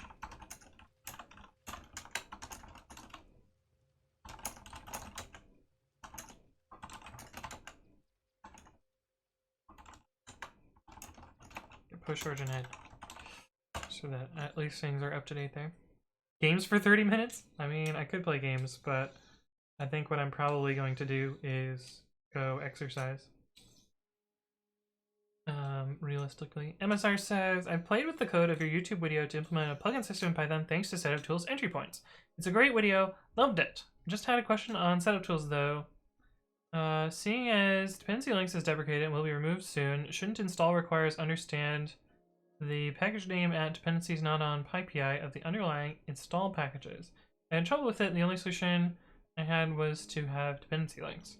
So that new syntax requires like very new pip. So it's possible that you didn't have a new enough version of pip. I'm not entirely sure though. I have actually not played with install requires that are not on PyPI in quite some time, so I don't actually know the answer there. But my guess is upgrade pip.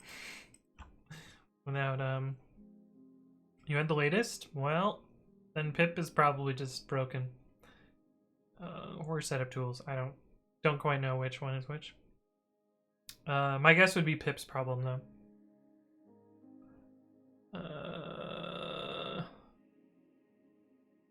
This is my old notes. This is my old notes.